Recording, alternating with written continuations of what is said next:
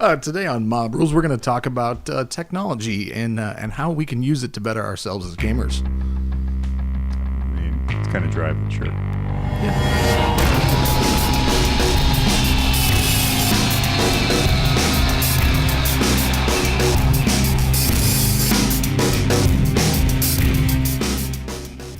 We're still getting the hang of that. We'll get it there. You know what? Somebody said they don't like the new intro. And No. I'm going to be honest. It has this song gets me pumped. It has a literal wah in it. Yeah. Like before, they were like, "You guys talk over the wah," so we edited the song. Well, stole a different song to use, which has a more definite wah, and they're like, "We don't like that anymore." This song makes me pumped to do the show. It makes me excited. Yeah. In a sexual way. Well, I can tell. Can you get that off my leg? So that's we got no leg. I said get it off my leg, not. Welcome to Mob Rules. I am John, joined as always now by Dave and Danny. What up? Hard Danny over royalty-free music. Oh, so good. The savings just really crank me up. And we're here for episode 77 of Mob Rules. Today we're going to be talking a little bit about technology and wargaming, and something I'm super hyped for. Harlequins! Yeah. Man, what a great... Yeah, thank you. That was for great. That. You should... I'm turning this up because I'm literally extremely hyped. Oh, man. I mean, I remember talking about this with you, Danny, when it was going to be the next codex released. And I'm like, I think who to splash some Harlequins in. And now I'm like, I want an entire fucking army of these things now. Yeah, who doesn't love murder clowns? Yeah. We'll stop that. That's enough of that. We'll get back into I that was later. ready to drink and do some polka. Yeah. We're going to get back into that sound effect a lot later on there. I can't wait.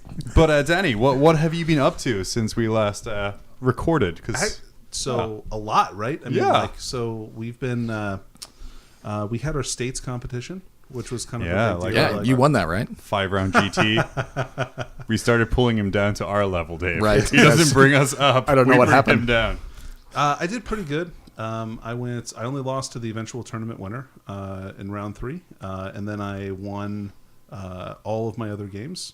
Even though that some of them were very close, I had some really awesome games. God, what a great event! I'm really excited for next year. Yeah.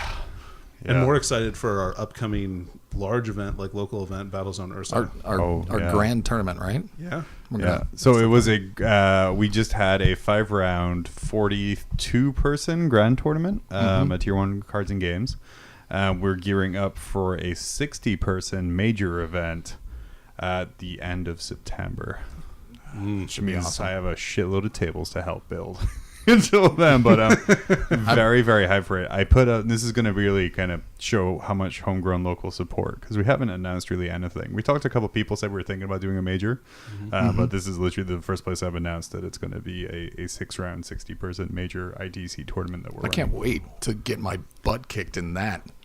I think it really goes to show how I'm viewed by the community, that what I decide to do is I post a picture on our little community group.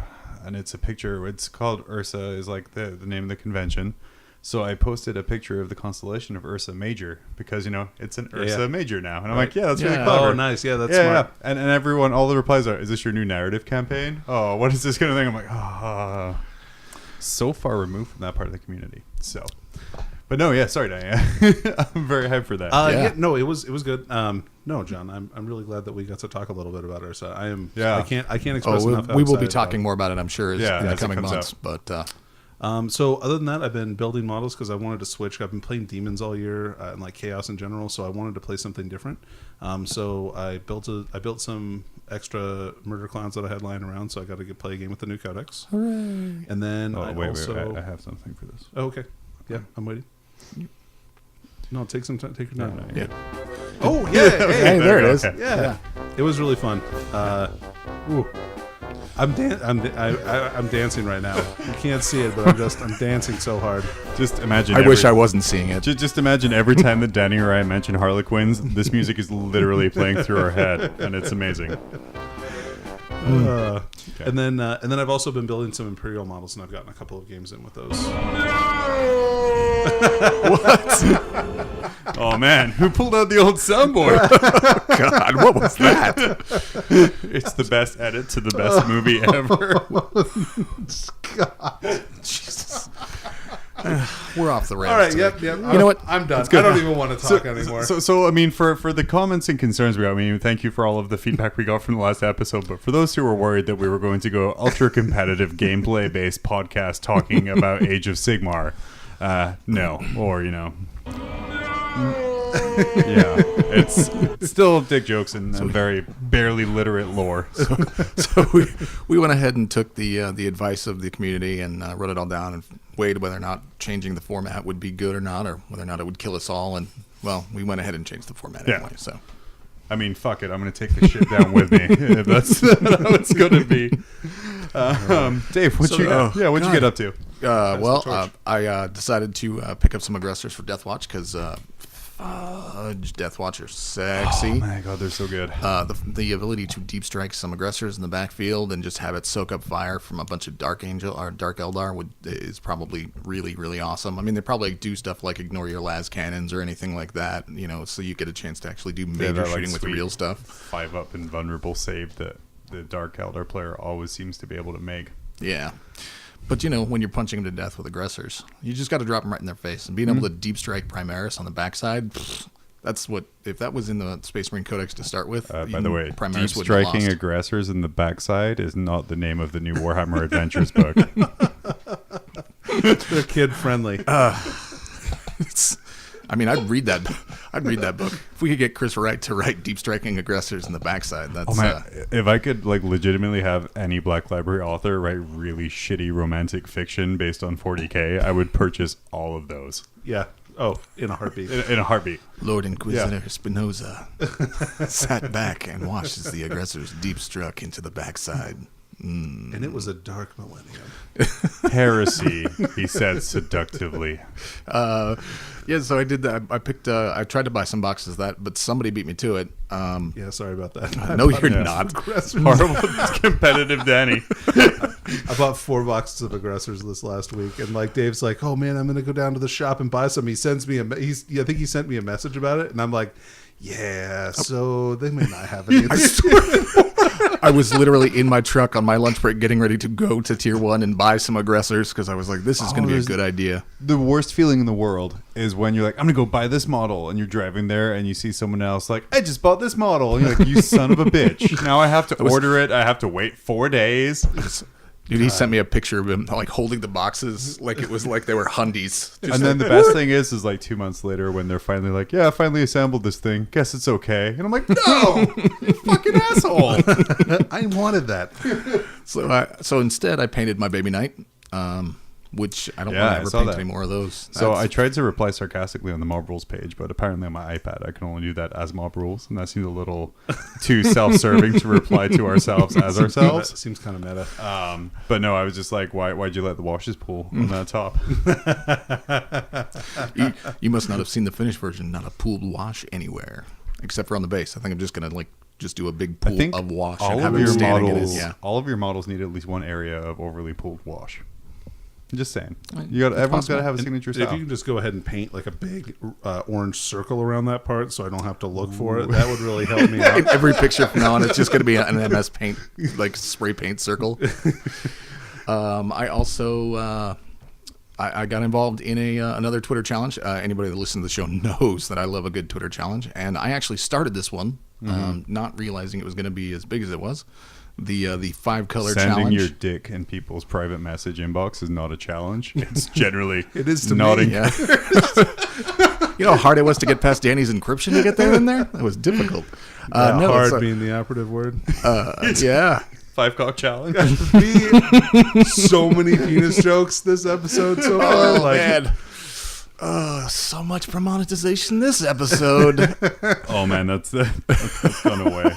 Maybe I have one for this. They got my dick message. Wow, how did you get that? It's so pertinent. Oh God. I have 6 more sound effects to go. Oh, I can't wait. I know. That was one of the 8 sound effects you have? What? It's so That's so specific. yeah. How did he? Wait. Yes, it was. Oh, God. God. So, yeah, what? So 5-color challenge. It started off with me challenging a commission painter in the UK who I'm friends with, who has been having trouble like painting his own stuff, and I'm trying to get him, out of his head. If you will. Yeah. Because sometimes you do get into that yeah. kind of zone where you're like, well, like, fuck, I can't paint this. Right. And so we settled on the easy to build aggressor. Or aggressor, no. Intercessor. Intercessor. The easy build intercessor that you can either get in the 3-man box or the model that was on the magazine when GW did 8. Oh, okay. And then we chose 5 colors: black, white, red, yellow, and silver. And those were the only colors you allowed to use. When you opened a pot of paint to paint with, you had to continue just using that pot. You couldn't switch to a different shade of... You couldn't use corn red and Mephiston red, Oh, I see. Okay. So you were stuck with whatever you chose to start with. And I posted today, hey, we're going to do this challenge. And the next thing I know, Nick Baton at GW was like, that sounds like fun. I've got one of those models. I'm in. And posted a picture the next day. He was like, I finished. And I was like, no. I haven't even base coated my model yet. Man, it looks super good, too. You were meant to encourage us all, not cause us all to quit further. But because Nick joined, You're the chosen one. yeah. I hate you. So I for a little while I was the only person from the U.S. So I sent a model off to one of our listeners actually, who I interact with regularly, Chris, to paint up, and so hopefully U.S. could take this. And he did this awesome checkerboard pattern with some flames, and then another guy in the U.S. did the exact same thing, but took it like 8 steps further. It was like, watch this, boom, roasted, and I was like, wow, U.S. sucks in this challenge. The real winners were everybody who saw. That's right. Well, to be fair though, your flesh terror that you did paint really was good. Really good. It was super good. Oh yeah, I'm pretty damn happy about it. I'm very proud of you right now. So what I think would be a really cool challenge for you to do would be like a rainbow challenge where you have like each color of the rainbow and you have to use that on the model. So 7 different colors. But you have to use every color? And you have to use every color on the model. Officially, I used every color on the model. Right. But visibly used every color but like model. It's a little bit harder when you have like all those different colors you have to use. Yeah. And like make a rule you can't mix them together to like make brown or something. Well, the end result of the 5-color challenge is I've ripped my inbox. So many people have said, dick pics. Dude, yeah. So many people have said, what are you doing the next one? What's the next one? We got a guy that's like, do orcs next, and I'm like, I saw that. I think I do have a boy somewhere. I almost guarantee it. 5-color orcs. If I give you like a box of Burna Boys and I just have you assemble them and paint them in 5 colors and give them back, that would be great. Yeah, I can't see me doing that. It's a challenge, Dave. Right. Yeah, you're gonna have to get more the people. 5 on the model internet. challenge. Yeah, it's the 20 model Burner Boys challenge. It's paint 5 models for a friend, and I will supply every model. We do that every not the Christmas. paint. The Secret Santa thing. Yeah. The paint models for friends. Yeah, which was super good. Which I hope we do again this year. I really do too.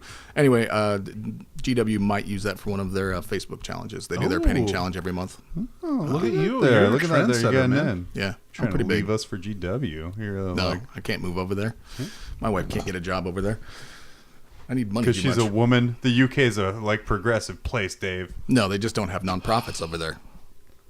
What? Wait, no, I'm pretty sure that's not right. Nope, it is. It's totally true. Fact. I mean, unless somebody from the UK listens and tells me wrong. I'm pretty sure I'm from. This is going to be on the internet. Oh wait, I don't listen to this. Yeah, once it's done. no, you won't even hear this. No, on Friday. It makes editing really hard. You just randomly cut parts out. That explains the last one where I was like, "You're going to want to edit this out," and you're like, "Yeah, I'm going to totally edit this out." And then 5 seconds of dead air immediately afterwards. Hey, it worked. I edited it out. No, generally I'm very high tech. I write down what time the breaks are, and then I cut out our background track. It's super good. It's solid stuff. So what have you been up to? So me, I've been trying to hone my Eldari or my Eldari, and I had my list, and man, Danny, you yelled at, well, not yell at me, but the internet yelled, and I'm like, here man, what'd you think of this list? What do you think of this list? What do you think of this list? And you're like, just fucking play a game with one, and I'm like, yeah. So I kind of What about this one instead? So no, I think the funny thing is I was like, you're right. I should just play a game with it and kind of go from there. And then Danny shows me like a whole bunch of cool rules for Harlequins and stuff like that. I'm like, you asshole! You can't give me shit for like theory crafting, then show me a bunch of new cool stuff. Yeah, that did happen. Yeah. I was there for it. But I was pretty excited. It was awesome. But I'm pretty sure that the few thousand people who listen to this aren't part of our group chat. Yeah. No, And if you are, creepers. I don't think Fucking anybody. creepers. You know what? Good for you though. Like, Yeah, good for you. I'm happy that you were able to participate in that. Yeah. Oh. But no, so I got my elder list down, and it's pretty much the same one I've been talking about for a while. We're kind of like splashing in just some little Harlequins. And so I have like the Solitaire, a couple of Death Jesters, my Shadow Seer. And it's just, I'm excited to see how it does. And I think I talked to you, Danny, about like a couple of little tactics I want to do. Like, I just want to suicide a Solitaire into something. Oh yeah, it's fun. Yeah, like teleport him across the table turn 1.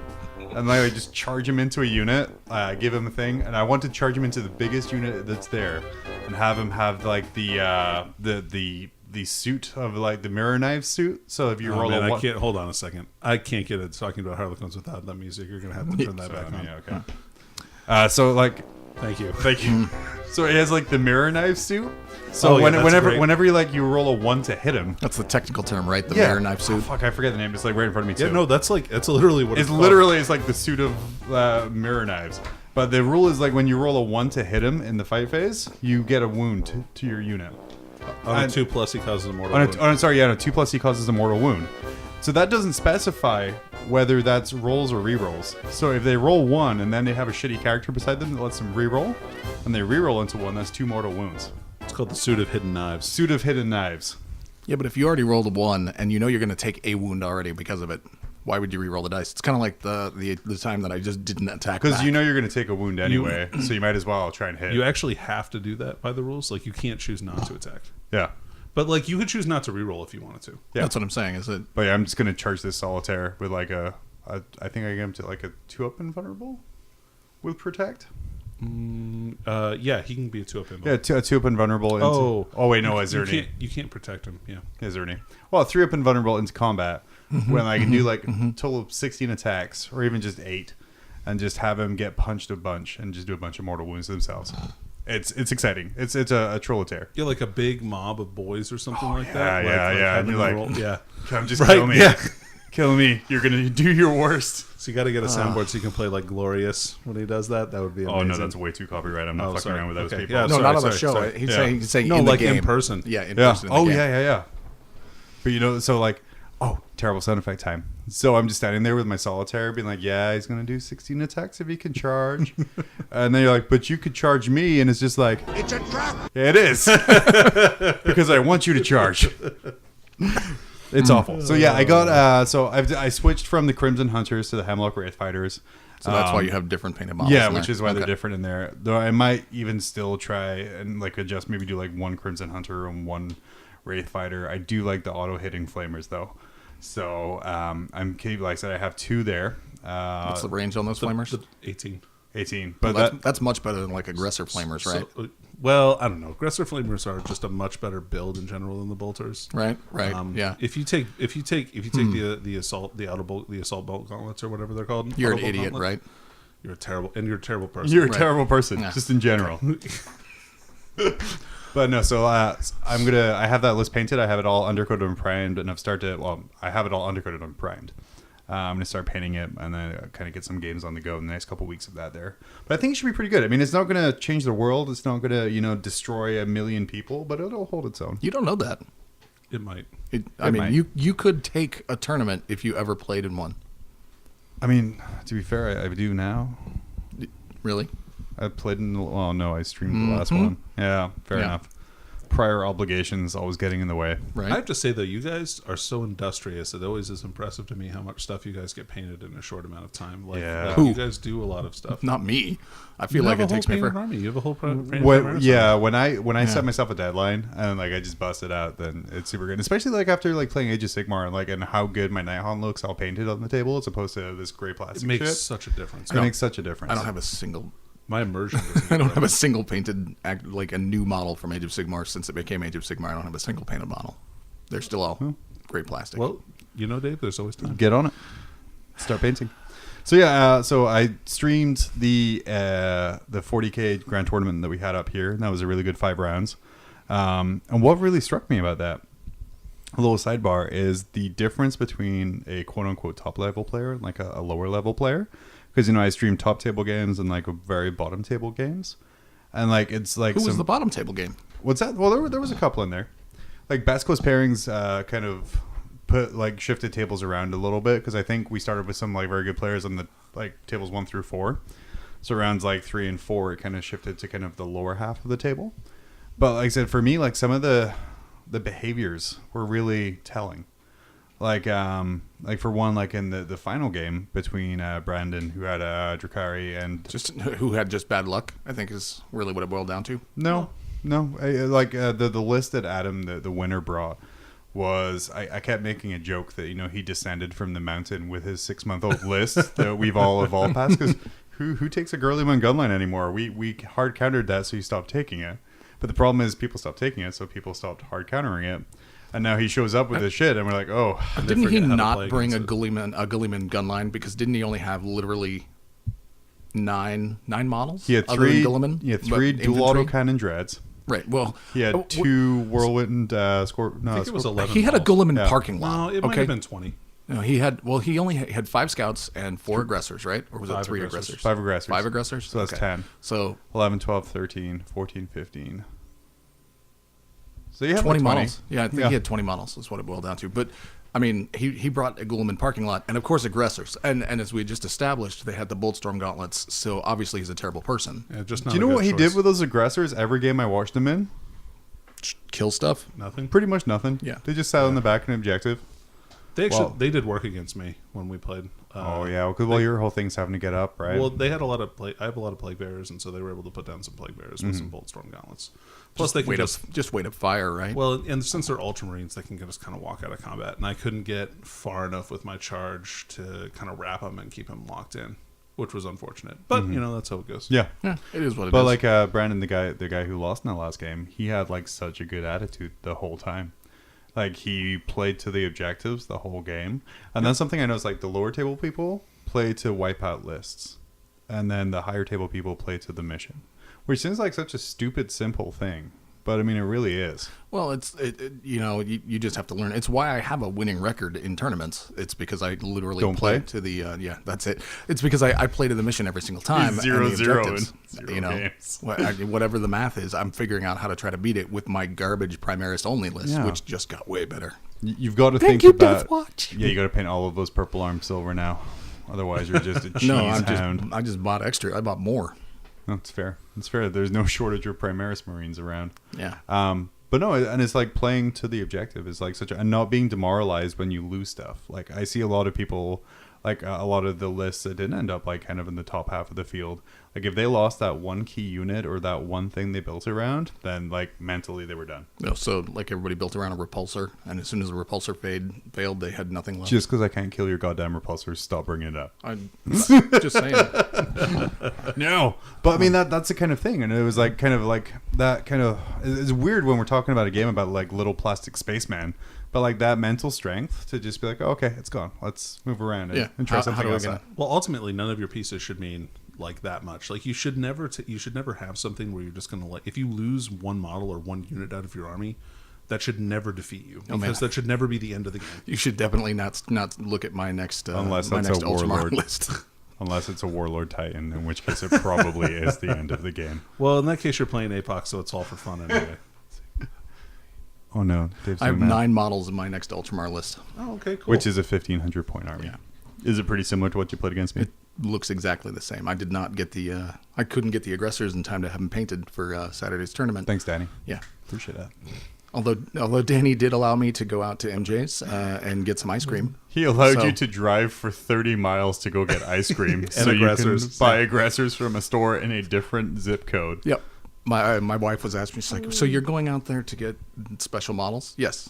Special models? Special. Yeah. Oh I said yes. They don't have. Please write on Sharpie on them Dave's special aggressors. Can that be on their bases? Yeah. It's gonna be on each one. Nice. I'm gonna do like some little fancy signs for on Rubble Tunk. The little Uncle pictures. Dave's Boltstorm aggressors.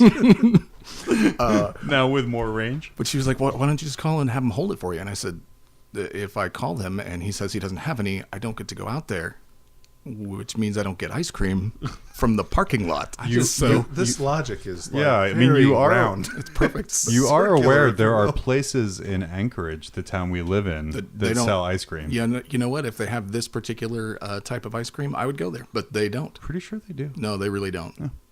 Oh, the other thing I did, hobby-wise, I bought that webway gate.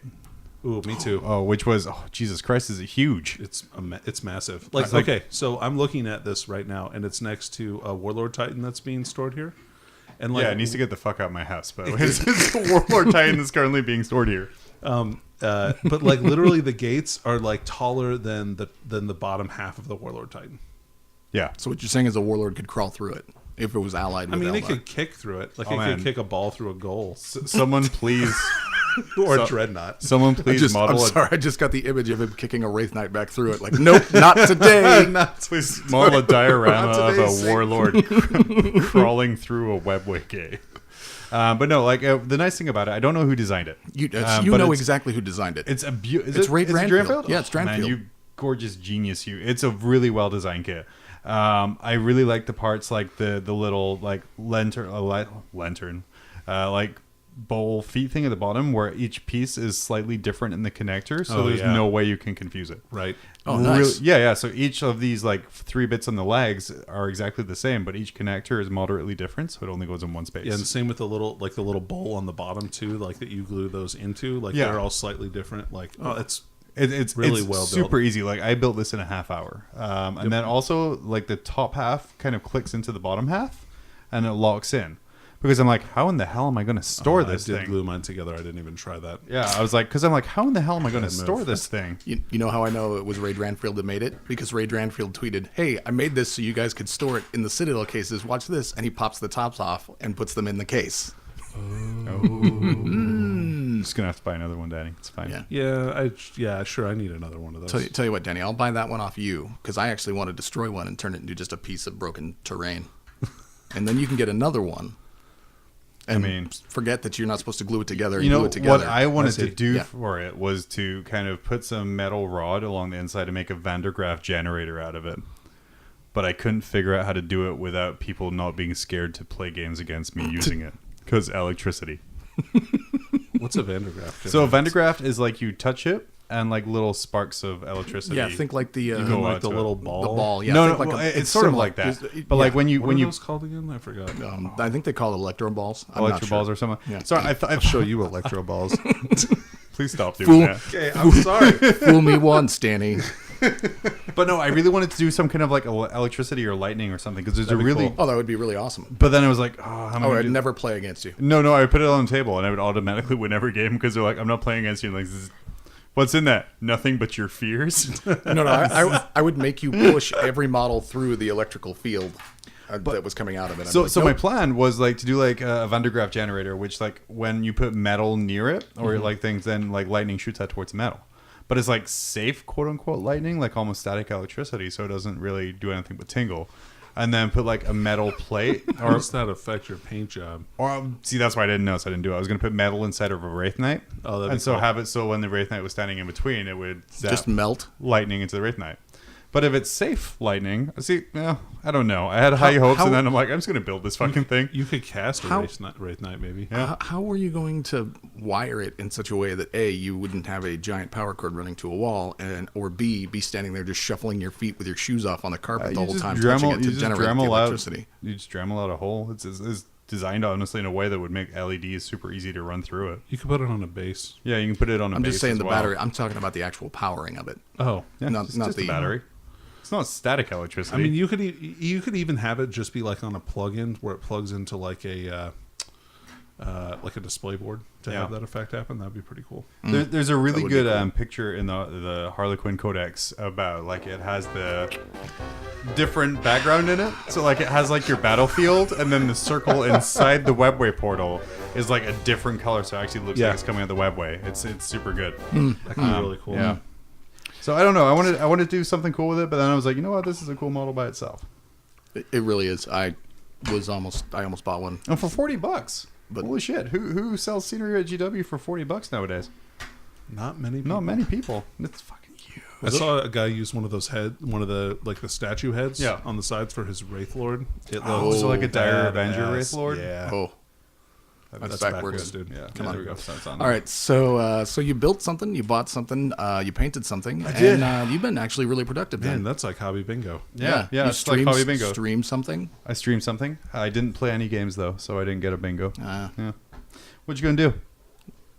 segue into the next. Yeah, segue in. So we're gonna go take a break, and we're gonna come right back up and talk about some technology in wargaming Oh, and kind of all right. advancements and stuff.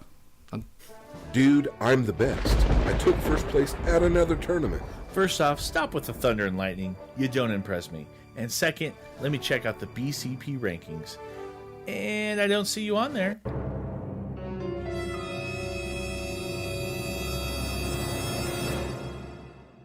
What? Your TO needs to download the Best Coast Pairings app and run events on it.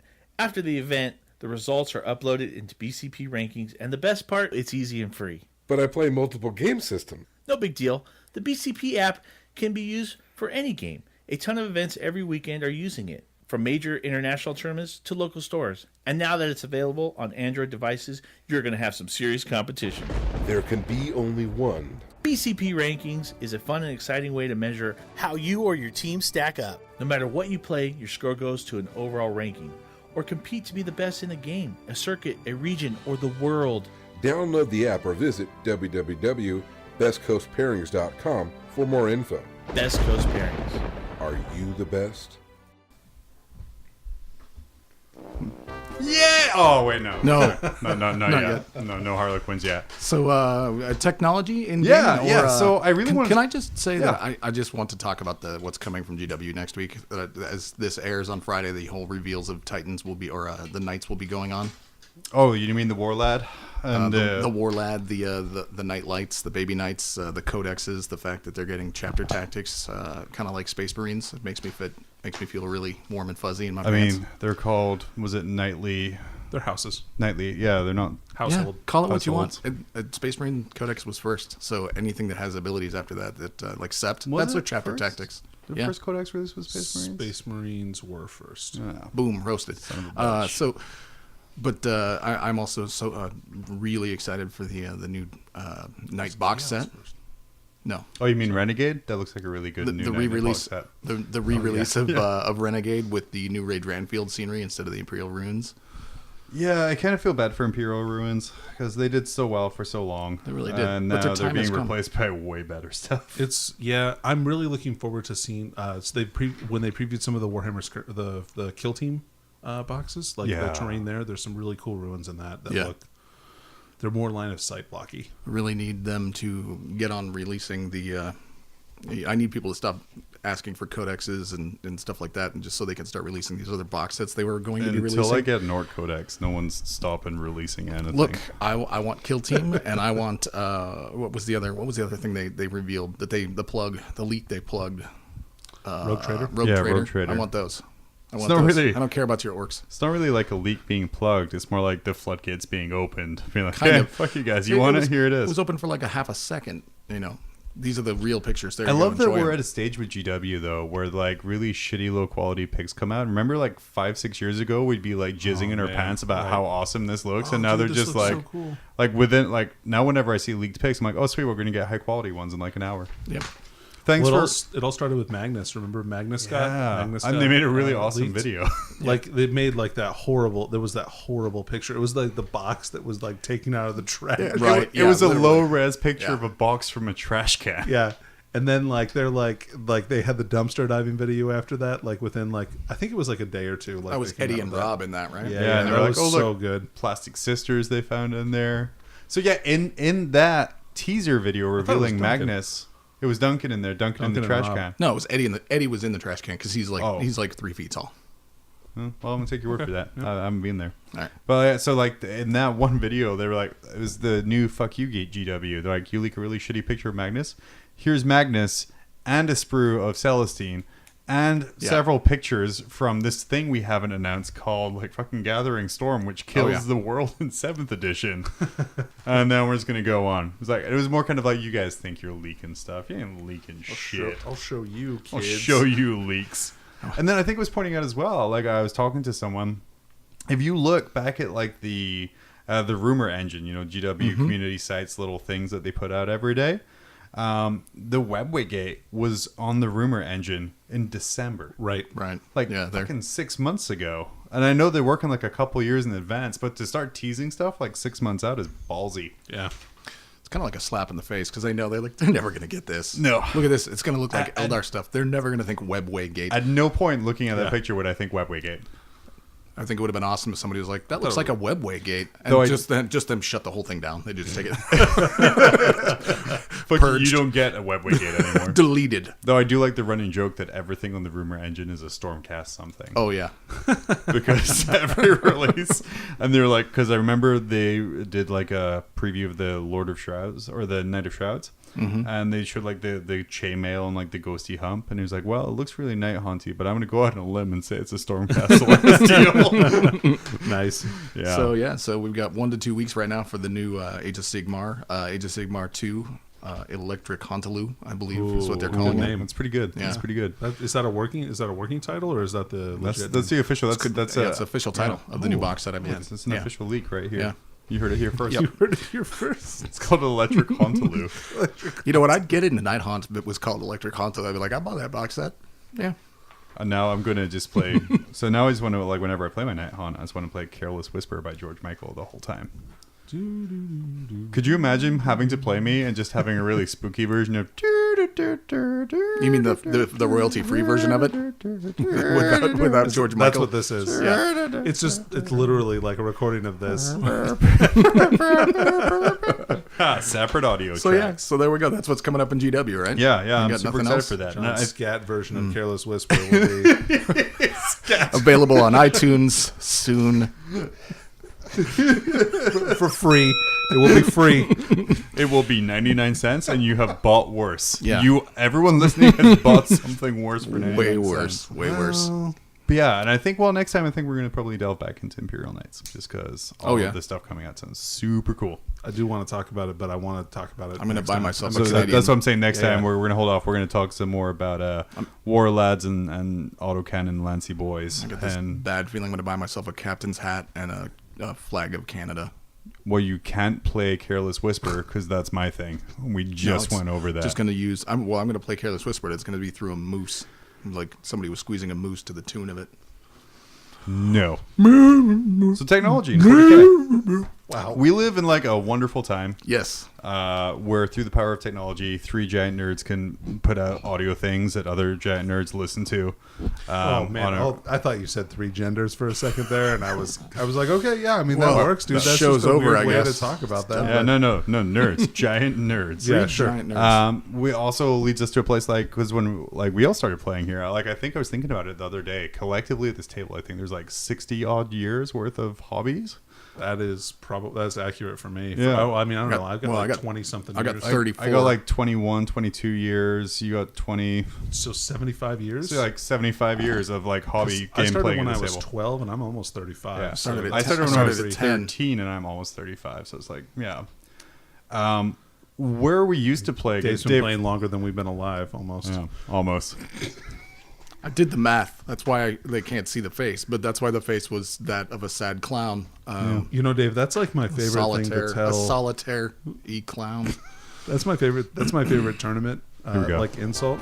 Thanks. Thank you. You're Yeah, welcome. oh, good. Oh man, that makes it so much Tears happier. of a Yeah, it does. clown. To tell my opponent that I've been playing the game for longer than he's been alive. Dave, it sucks. you're I can't wait to old. play you in a tournament. It's not going to psych me out. I'm just going to make fun of you for being old. It works both ways because you either make fun of them for being old and playing it for longer than you've been alive, or the other way. Yeah. Right. So technology. But yeah, so like to kind of put it in perspective, I remember being like super hyped when I think it was Warhammer Fantasy 3rd edition came out. It was like the Bretonians versus Lizardmen box, right? Where it's like thing 2 was new so cool. races. Yeah. And the most hyped thing I was about is it came with like a rip-off pad of army list sheets on it. And I was like, oh my God, this is so revolutionary. It's like a printed sheet. That technology was so advanced back then. So somebody offered to sell me a pad of those, like maybe a week, this last week. That's a funny story. Like that's really? for real. Yeah. And I Wow. was almost like, well, okay. But then I thought about it. And I'm like, I think I have a pad of those somewhere anyway. I'm good, thank you. But I mean, at the time, that was revolutionary. And we look at like It really how was. we construct our armies and stuff. Like before, like I know, like from like my household, because like my dad since like the late '80s was a software engineer, so I always had like Microsoft Office in my home. So like Excel is something I've been used for years for army building because I don't have to math that way. Yeah, whereas I think it was always Notepad or whatever the version of Notepad was for that I could use it. Otherwise, really a notepad. Yeah. Yeah. All my notes in high school and college have like math in the margins of me building units and stuff like that. Like oh my God. list building. Yeah. I think DeVoe can attest that we spent a couple lunches sitting in the nerd room at in high school, just like writing up like it's like, all right, I'm going to bring this list to play. We're going to do this. Friday night's going to be lit. High five. Woo! So back when I was in high school, the local GW store did fantasy on Wednesday nights and 40K on Thursday nights, and they were open until 8 those days to kind of accommodate gameplays. So I would remember sitting in school in my last couple periods and, like I said, margins in the page, figuring out what shit I'd brought in my backpack and trying to make like little 1,000-point 3rd edition lists or sorry 2nd edition lists shit at that time, and trying to figure out like how to fit 2 lictors in. So like pen and paper. I mean, I still use, and I think Danny, you've got me back onto this hardcore Excel today because you are a big proponent of Excel. I use Excel in all my lists. Well, you're an Excel wizard. I've seen you pull up like weird math pie graph sheets and stuff for the percentage of death versus stuff. Yeah, I did this thing I posted in our group chat that like showed some common enemy units and then Harlequins, like how well they killed those things based on their different weapon, and so like what was the best choice. So yeah, that was kind of interesting. And then I pointed out you didn't have Primaris on there, so you just put a bunch of red blocks that said 100% dead every time. I mean, the math checks out. It does. It checks out. It's done in Excel. Yeah. But there's also Don't dispute me. don't dispute. I won't show you my formulas. Also, don't fact check it. Yeah. Just accept it. Yeah. There's also specific army builder apps skirting legality in the best possible way. Kind of. The Army Builder programs don't actually have any copyright information in them. It's the files other people make to use in those apps, and that's how they kind of get around all that stuff there. Because it's all fan-generated content. So that's how they get around that, because Battlescribe, which is kind of, I think, the number one like app-based kind of Army Builder thing, the company that makes the Battlescribe app doesn't make any data files for it whatsoever. That's true. Yeah, no, you're right. That's sorry. I was doing the math because I've only been using Army and that's Builder how for they like a year and a half. like they avoid being sued into the goddamn ground, because as soon as they entered one number onto that company's gone. Sure. But I find I used to use Battlescribe kind of a lot to kind of to form lists. Usually now I will use it for kind of what I used to do in school with the margins. Like I'll build like dream lists or lists I'm thinking about in Battlescribe. But I've found out way too often from both being kind of a TO and a player is Battlescribe is not always 100% accurate. No, but it's almost always right on the points. So that's where it's no, sometimes. All right. And then so it's happened way too often to where I just don't trust that stuff. Like I'll use it. I only use the softwares to kind of like jam out a list if I wanted to like explore a concept, and then I go back into Excel and input it and just make sure that everything is right on the points. And oftentimes I find that like it's just not accounting for one little thing or something like that. Like it's not or it lets you do something stupid and add in extra things. Right. But like I said, for me, Battlescribe has kind of taken the place of writing in my margin in school. I work on a break, I'll sit on Battlescribe and kind of theory craft lists. That makes sense. I 100% have probably like 15 theory crafted lists half saved at home. So yeah. I mean that makes sense. You know, I have a 300 sheet Excel document at work. What do you call your Battlescribe army list, by the way? Well, what's your most recent one called? When I save them as Battlescribe, Yeah. New Roz, Okay, that's pretty good. New Roz. Danny? They never get a name. Danny, what's one of your Battlescribe named lists? So I typically don't use Battlescribe. I use Quartermaster because I use iOS devices. Oh, what is Quartermaster, Danny? Yeah, look at that segue. Quartermaster is similar to Battlescribe. It's all user generated files. They take a little bit longer usually to get updated than the Battlescribe files, but I find that the way that it outputs your roster is much more user friendly. Like it looks better. Sure. Yeah, that's the big downside Yeah. I feel about Battlescribe is the looks output bad. is awful. Like Yeah, it really from is. an organizer and It's an organizer point of view, me trying to check a 30-page list in Right, Battlescribe that's being printed out is just terrible. But for some reason, like I use Army Builder a lot for the kind of the computer. It doesn't work on mobile, but for computers, Army Builder for me is like the best looking program for building armies. So Army Builder has been around for a really, really long time. I used to use it in high school actually. So like it's been, I mean, that's like 15 years old easy. Mm-hmm. And so I had a Don't worry, version of Dave. it. You were past college at this point. I gotta find a drum roll. Yeah, you gotta. Anyway, so Gonna stare wistfully out the window now. yeah, and it actually like the output on that. They perfected that. It's really, really good and Yeah. easy to read for the most part. It's just sometimes with the units they kind of like the expansion of like the special rules and writing everything out can make it a little bit long. That's why I like Quartermaster is it doesn't have like an explanation of all the rules. It just gives you what the rule name is. So if you want to reference it in your book, So you can look it up. that way. You don't also have the wrong thing, which often I find on Battlescribe and that kind of stuff. Sometimes people don't put in the right rule or something like that, or the right stats. I guess like what irritates me. I mean, these tools are really handy for army list creation, but when They're really people replace books with it, Yeah, Yeah, agreed. you know what? It They're pisses not me a off. they're not a replacement for your books. You need to be bringing your books to wherever you're playing at. I mean, I played here, and I knew you had the codexes and everything, and I still brought my shit. yeah, Stuff. Well, like for me is like, and like I'm a clumsy person. Can I look at your army list? Oh, here's my $1,000 smartphone. No, I'm good. I'm not going to touch that. Where's your $30 book that I can quite easily replace? Sure, Right. sure. And even aside from that, just kind of making sure all the information is correct and up to date and Yeah. accurate. So It's super helpful. So we've just described three methods that we each like. They're actually Quartermaster, Battlescribe, and Army Builder. What do you guys think about GW's new foray into with combat roster?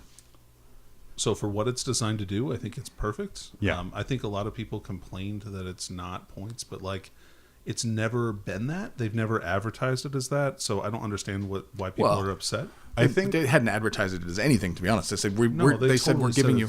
it's going to be like this. We're coming out with combat roster. It's going to be power level, and we're going to come out later with one for points. so. For me, I mean, think, I've known that for months. Anyway. I think people look at Azir, which is the Age of Sigmar army builder. We don't all have a red phone line to GW headquarters, Well, I mean, Danny. you know, I like Well, to call them Dave, sometimes. apparently you do. Yeah, seriously. You know them by height at this point. Literally pick them out of a crowd. You can or figure not out if there's tall people standing in front of them. you're so in with them, you can figure out who fits in the trash can, which I don't know what that says about your relationship with them. That's true. That's true. Probably wouldn't count on us getting any early release stuff now. No, especially not since Eddie's the guy we got to talk to. Womp, Yeah. womp. Womp, womp. Way to go, Dave. Damn it. You ruined us. I mean, we did that at the I start. was gonna say it was so. Well, But I feel people look at Azir and what that does for Age of Sigmar, and that is like a super good tool. It's great. For Age of Sigmar, and people Yes. wanted that for 40k. But here's the deal: for like Age of Sigmar's business model and how they're promoted, like them giving out points, they don't really care about. Right. Well, I mean, we'll see that. Yeah. Yeah, Age and of with- Sigmar actually, either the War Scroll builder they have on the community site is points based over power level. Right, and like I said, and it's designed with competitive play in mind. It outputs really well. It outputs exactly the information you need, and I think people were wanting something similar for that for 40k. The issue that I run into here again is a lot of people feel owed for like, hey, you owe us army builder for 40k. That's for competitive 40k. No, they don't. I mean, they really don't. I mean, people have been playing competitively since the 90s without ever having. You know what I've started using it for? really stupid things is trying to figure out what half of my power level is for when I drop stuff. I could definitely see that as well. Which it's super easy to do because I'm just dragging and dropping units. I don't have to worry about changing guns or shit like that. And when I'm trying to make sure that the appropriate power level is left on the board, then I just use the combat roster for that. That's pretty smart. Nice. And it's easy to do. It's drag and drop. I don't have to worry about detachments because I'm just trying to make sure that I'm staying within my rules. Ah, I'm really looking forward to when that app does come out.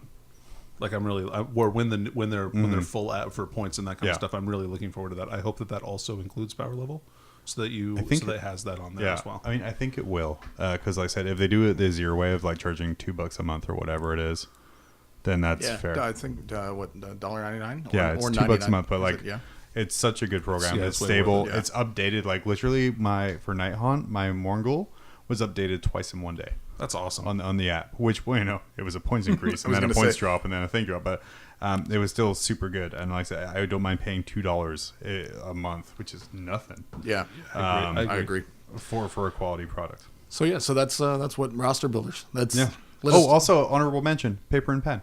Just that's pretty good. Don't fucking suck at math. Do we want to talk about the old GW Army Builder? Oh yeah. No. Yeah. Okay, that's fine. Okay, let that one be dead. Okay, that's fine. Okay. No. I just think that was a good learning experience in general for Army, like for GW. I think. In that, like they came out with it super late. It was almost already outdated as soon as it came out, and like while it had a lot of good options and it was a decent way to build it, because we used to have it at the game store I used to work with. We had it installed on the computer, so it was kind of nice to have there. But I think that it was like an exercise in them not understanding like how software development works and how they have to constantly like keep on the cusp of making sure that stuff works, because people were buying it after an edition change, and so like stuff wasn't updated anymore. They weren't updating army books because they still paying the engineer to update it. So, exactly. Okay, bye. Thanks. Yeah. Right. Exactly. So who knew you got to pay and somebody I to think do work? Obviously learned a lot, and like their new army building software, like with Azir, has been fantastic. Yeah. So super happy. I'm really excited to see what they come out with next. Yeah. Speaking of next, no, it's still not Harlequins. Yeah, no, we still we got a few more things to talk about. We do have a few more we things got some to talk stuff about. we can cut out if you want to get to Harlequins faster. No, it's fine. It's fine. Because I mean, we can just go right over it, just gloss over it. We could. We want to talk about a very good app that actually got in contact with us. So just full. That's how you know they're full good. Warning. You know they're good when they get in contact. Right. Best Coast pairings. And the reason I don't feel dirty talking about them after you contact us is I think all three of us at this table have used Best Coast pairing for years. Yep. Danny actually talked me into subscribing. Right. I have no reason to be subscribed to it. I just wanted to see his list. So if you, and that's a good reason to subscribe. I mean, Best Coast pairings is a tournament organizer's dream. Oh yeah. It makes everything super simple. So essentially, you have all of your players register, and they have the app on their phone, like a player app. And then when round pairings go out, you press one button, and everyone gets their pairings. Everyone gets their table number. No more standing at the front of the store yelling out, Warhammer, you're at this table, you're at this table. It's super easy. Right. You can also upload lists. So that way, and I know it's being used to great effect by the community to check for errors and things like that. Also, something I found is I can look back for my lists forever. Like I pulled up a list from 3 years ago. I'm like, oh, that's where I lost. Yeah. See, that's I made notes about it myself as well because, like you said, they got in contact with us, which surprised us. Yeah. Thanks for that. Yeah, but it's getting the matchups out super quick and easy. Even if you don't have a subscription to it, it lacks a few things. But if you do, I mean, you can see the rosters, like I said, back in the day, to see how you lost, or to see what list it was or what style of list it was that you just weren't prepared for, so you can try to adjust your tournament play in the future. And I use it to scout a lot. So like if I want to look and see what lists are winning, like I'll check the top 5 lists from a bunch of different events. Assuming that they've uploaded the lists. I really wish that more events would require people to upload their lists. Yeah, I mean that would help out everybody a lot. Now, the list uploading, I agree. I think that should be mandatory. But at the same token, you can't make it mandatory because there are some people who don't have smartphones and don't have the ability to have this. You know what I'm saying? It's highly uncommon in this day and age. But a kid Sure. isn't going to necessarily, a 15-year-old kid isn't necessarily going to Can't have the, access to all this stuff. And I don't know about how the organizer app works because I've only played around with that a little bit. I've only run one event off of it. I'm wondering if they can upload the list for the person, like take a picture. You can on their absolutely device. upload the list for the person. That's So something like they if can they do there. snapped a picture of it or something like that on their phone and then uploaded it, I think that would There's really help. definitely a way of doing it. I mean, don't get us wrong, guys. We are 100% shilling for these guys right now, but we do actually believe in the man, app. it's a great product. Yeah. Like before they even contacted us, like I've been subscribing to it since for like almost a whole year now. I guess 8 months, 9 months. Yeah, I mean, like I So- can go in here on my app on the phone, and I can look at Games Tavern Road Traeger Tournament in Chantilly, Virginia, where James McGee has registered with Deathwatch. Now, he hasn't uploaded his list, but I can kind wanna of see what his list is. I know. So, but you can see in Yeah, this me area of the too. country, you have Necrons, Blood Angels, Deathwatch, Necrons, Alpha Legion, Kydia, We gotta Tau, move to that area of the Call country. Mechanicus, Ultramarines. I'm going to Deathwatch. crush it. I'll crush it there. Yeah, where's all the Eldar? I will. Yeah, I'm gonna Let's fucking moving down there. road trip. When is this tournament? 26. So I think it's already passed. So But, yesterday. Yeah, if we look here, like, okay, so I'm looking at a Rogue Trader tournament for ITC in Gainesville, Florida. The third place person was Judson Scott with Chaos, who went 2-1. And then I can look up at his entire list here and see what he has. And to me, that's super helpful because, like Danny says, I think we can get stuck in our own meta sometimes. Yeah, So totally. if we're playing like our small group of friends, or if we're playing the same 10, 15 people all over, we kind of get locked in, and then someone comes out of nowhere, like Adam with his Ultramarine bomb. Yeah, whatever. And that just is. Yeah, What's you know what? it It so- crushed. So He did great, man. I'm happy that he's he super won. good. We made a joke that he's like an old mountain man, and he wanted to buy GW stuff, and his wife said no, so he had to come down from the mountain to earn enough price support to sustain him through his winter to hibernation. buy models so he could Yeah. paint for winter. He'll show up next year with stuff that was hot right at this time and just crush again. And then, okay, back to the organizer side of it, just to continue to shill. They've just released something called Event Suite, which is aimed at people like myself who run kind of large multi-format tournaments. Oh, Like cool. a grand tournament. Yeah. So you can Or a use convention. or a convention. Oh, yeah, that would be good. So like for this, I can set up my convention there. I can set up the like X-wing, Age of Sigmar, 40K, War Machine, all of these different things. Which So, do best- anybody even play anything other than 40K? Is that really a... Yeah, I mean, people play other games. people play other games. We Really? just our listeners don't like it when we talk about it, so we just don't like listeners. But I can set all of these up under the I same like the event. listeners. Yeah. We I'm can, indifferent. I can set all these up under the same event and kind of make it super easy to do. And again, it's just especially because if I'm helping run an event which has a 60-person Warhammer tournament going on at the same time as a 20-person like War Machine tournament, which is going on at the same time as like this other like 12, 16-person X-wing tournament, God, second edition, please be good. Then that's technically 96 people at the same time trying to be told what tables to go to, when, and where. And if I can simplify that with like 2 button presses, I'm all behind that. Oh, that is so great. Also, you can set up ticket purchase through their app. Really? Yeah, Wow. which is something I'm looking into because, man. Do they charge? Well, we can talk about Well, we Yeah, talk about that later. we'll talk Yeah, about but that. Let's talk about that off the But air. essentially, the 3 apps: the event suite for running conventions. There is the tournament organizer app for running tournaments, and the player app for when you're a player attending tournaments. And like I said, if you are an organizer and you want help with pairings, you want help setting people up on tables that they haven't already played at, because it kind of takes that into account, to stop people playing each other round 1 every time. It takes that into account. Sure. It's a really easy to use software. So, and I don't know if you knew this or not, but if you are members of the same team, like you register under the same team, it does its best not to pair up the team members on the first round. Right. No, that's smart. So, which is really cool. Which like is a tactical advantage for us. We try and like No, because that means me and Dave have to play you. yeah. Well, right, exactly. Thank you. Yeah, but I haven't been at a tournament like 6 months. I'm going to come down from the mountain and bring down my... Oh, okay, cool. Okay, yeah. Yeah, I want to see that. Yeah, like, what is this? Well, this is my couple of formations I'm using. Right until 7th edition. This is my 1850 Ultramarine list. This is and, my you know, my 6 tactical squads and There's- Razorbacks. my Skyfall Fuck or whatever the hell it was called. Oh man, Sky. Battle Company, dude. Yeah. Fuck. Oh man. But yeah, so best close pairings. If you play tournaments or you organize tournaments, I would highly recommend this. Very easy to use software. Correct. So in terms of like engaging people socially, which is what tournaments do, another way that people engage is Facebook. Dude, you're snap. so smooth. Dude, that is... Jesus. Okay, we're going to go like way back machine. Okay. You remember like back in the day, like when we would go on message boards? Yeah. And it was all just like really shitty, like Forums, and you'd have like your little post count, and you couldn't were comment on you certain ever ones. part of an email serve? Can we go even further back for a minute? Yeah.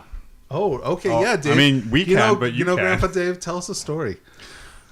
In my day, you had to talk to people face to face. No. You know the It's like Alcoholics when you go to the when you go to your local comic store and you see our game store and you see like a note on the board like, "Hey, DM looking for players." Oh, yeah. That was our message board. Was that cork board? It was literally at, a message board. Yeah. Want to play? Tell us how cork works, Uncle Dave. Want to play 4K basing of material. Epic? So we had to do that. We had to actually go and like post a sign saying, "Hey, we're gonna play an apocalypse game in this garage at this time. If anybody wants to play." Did you call your friend on the phone and be like, "Hey, dude, you want to come down to the store and play?" Attached to a hole in the wall. Yeah, was if I it could like on a remember. cord?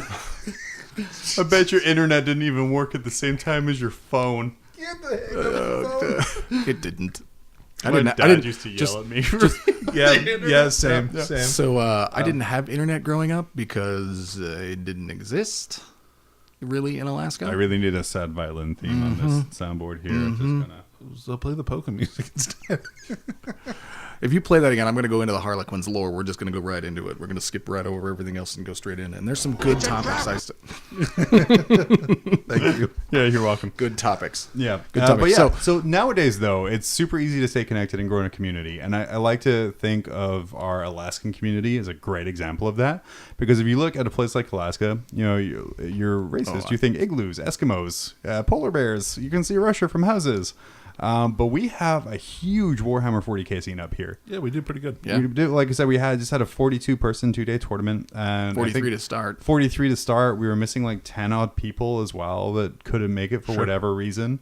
So for us to have like our huge ass day with our tiny ass population, get close to 50 people for an event is an amazing thing to do.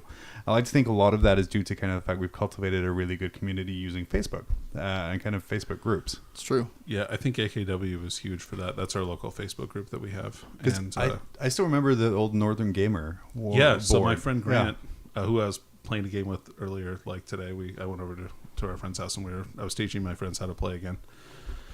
That was run by my buddy. And before that, we had another forum that we used, but I forgot what the name of that one was. But there was a pre-Northern Gamer that people were using, and then we all had an exodus over to Northern Gamer. So that's kind of we had like an easy boards, like I don't know if you remember those. Like, did it have a really sweet GIF? Did it have a MIDI file send playing whenever you open the page? No, going over as many 90s in. Was it on Lycos? No, that's just my email account. So when we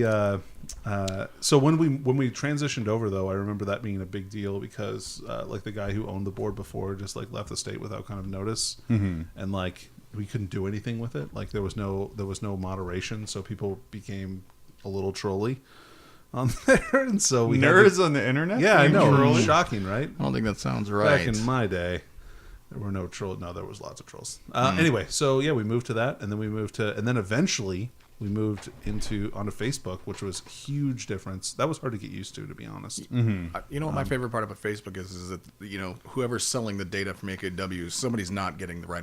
Somebody's really fucking confused right now. If they're just a bunch of guys in Alaska who want to fight all the time against aliens, we're crazy. Just selling that to the Russians or whatever they're doing. Yeah. But there's like the AKW data. There's thousands of Facebook groups, and if you don't have a local Facebook group, I highly suggest starting one. Oh yeah, it's kept us in touch so much. Yeah, it's like unless you live in a town by yourself. well, even then, like you have one of our gamers, Tim, who's in North Pole or Delta Junction, who's like 100 miles from anywhere. But he sets up games over Facebook. I'll tell you what, man. He's well known, like in general. In the lower 48. Yeah, dude. Like, so when we were at LVO, when I was hanging out with him, so many people would just walk up and be like, "Hey, Tim, how's it going, man?" And he's like, "Oh, yeah, I know that guy from the Grey Knights group or the Blood Angels group or whatever other group." Because he posts everywhere. Yeah. But The dude has bigger hobby ADD than me. dude, that guy, yeah, It's true. we talk a lot. But yeah, like I said, it's let us stay motivated. Yep. It's easy to kind of share pictures of hobby progress. Easy to say, hey, who's up for a game? Right. I mean, That's that's true. the big thing for me is like I think we can literally put up, hey, who's interested in a game of 40K today? 8 times out of 10, you're going to get an answer In like, I would say under an hour. under an hour. Yeah. So it's really good for that. That's true. It's Other Facebook groups, more than just locally, is faction-specific Facebook groups, which Yeah. has been huge help for me personally. Sure. Because like I can put out just over. I'm sorry, Dave. Am I? Oh, no. I was just, you said faction specific groups, and it made me laugh because, Tim is in every group. If I say, I'm thinking about playing this, ding, invite to the competitive right, Tyranids. right, Ding, right. invite to competitive Grey Knights. I was like, I'm not even playing Grey Knights. Oh, I saw you painting one, so I just sent you an invite. Yeah, but like so like I get to bounce a lot of stuff off of Danny because I know he plays like the army I play like well. But if again, kind of expanding my look and everything, if I joined like a competitive Eldar group or an Eldari group, then there's going to be hundreds of resources there for that specific army. Questions And they're answered. all going to want to tell you that your list is wrong. Oh yeah. Oh no. First rule of the internet: anytime you post a list, it's trash. They're not wrong. Right. Well, anytime you post something, you're gonna get somebody's gonna troll you in some way. I mean, it could be just a picture of a baby knight. You're gonna get. You're like, why is your baby knight pooling on your list? I'm running this list with a baby knight. Did you man. you get some wash pooled there? No, I don't. It's cleaned up. How is there some wash on your list? I'm gonna put wash. On my Another list from great now on. subsect to Facebook groups is painting groups, which have yeah. been Yeah, really ooh, helpful good for transition me. there. Yeah. 1 hour a night is Oh, a that is great a great group. and so it's so positive. Like not a Right. single mean person in there. Yeah, Except like, for me. I feel like it posts like the shittiest model, and people will be like, "Great job today," Dude, because yeah, it's nice not work. about the quality of the paint job; it's the fact that you're getting the work done. It's not completely true because I would tear into you if you. And then you would be banned for being a dick because they're actually super supportive. No, that's good. Yeah. That's the way that it should be for that kind of a group. Yeah. It is. It's really nice, and the theme of it. 1 hour a night. You can paint an army just by 1 hour a night. Right. It's so And positive. You'll get there. I've literally done that for LVO a couple of years ago. I painted up like 2,000 points of Eldar in a month In red, right? in red. God, fuck red. Red. Yeah, it seemed like a good idea when I wanted to take like a billion jet bikes. I'm like, look, It I'm is. fluffy. They're red. Yeah. But then I decided to take Guardians. So then I had to paint a billion Guardians in red. That's where you went wrong. I think you And should just gone all jet bikes. Now I'm repainting Whatever, them all he blue. did really good at that tournament. I did. I think. came third. Third behind Miller was second, right? Yeah. Yeah. Yeah, Alaska represented pretty Yeah, well it's in the good. friendly. Yeah. Hey man, this is nothing friendlier than an Avatar in 7th edition, let me tell you. That was not the most powerful optimal choice for No. that slot. Or any slot. They could have made him a fucking troop choice and it would not have been an optimal choice for that slot. But yeah, so Facebook groups, super good. There's hundreds out there, or maybe even thousands. So Dave, what are some groups that you kind of swear by as like really good quality groups and not kind of trash? Groups that I swear by? Yeah.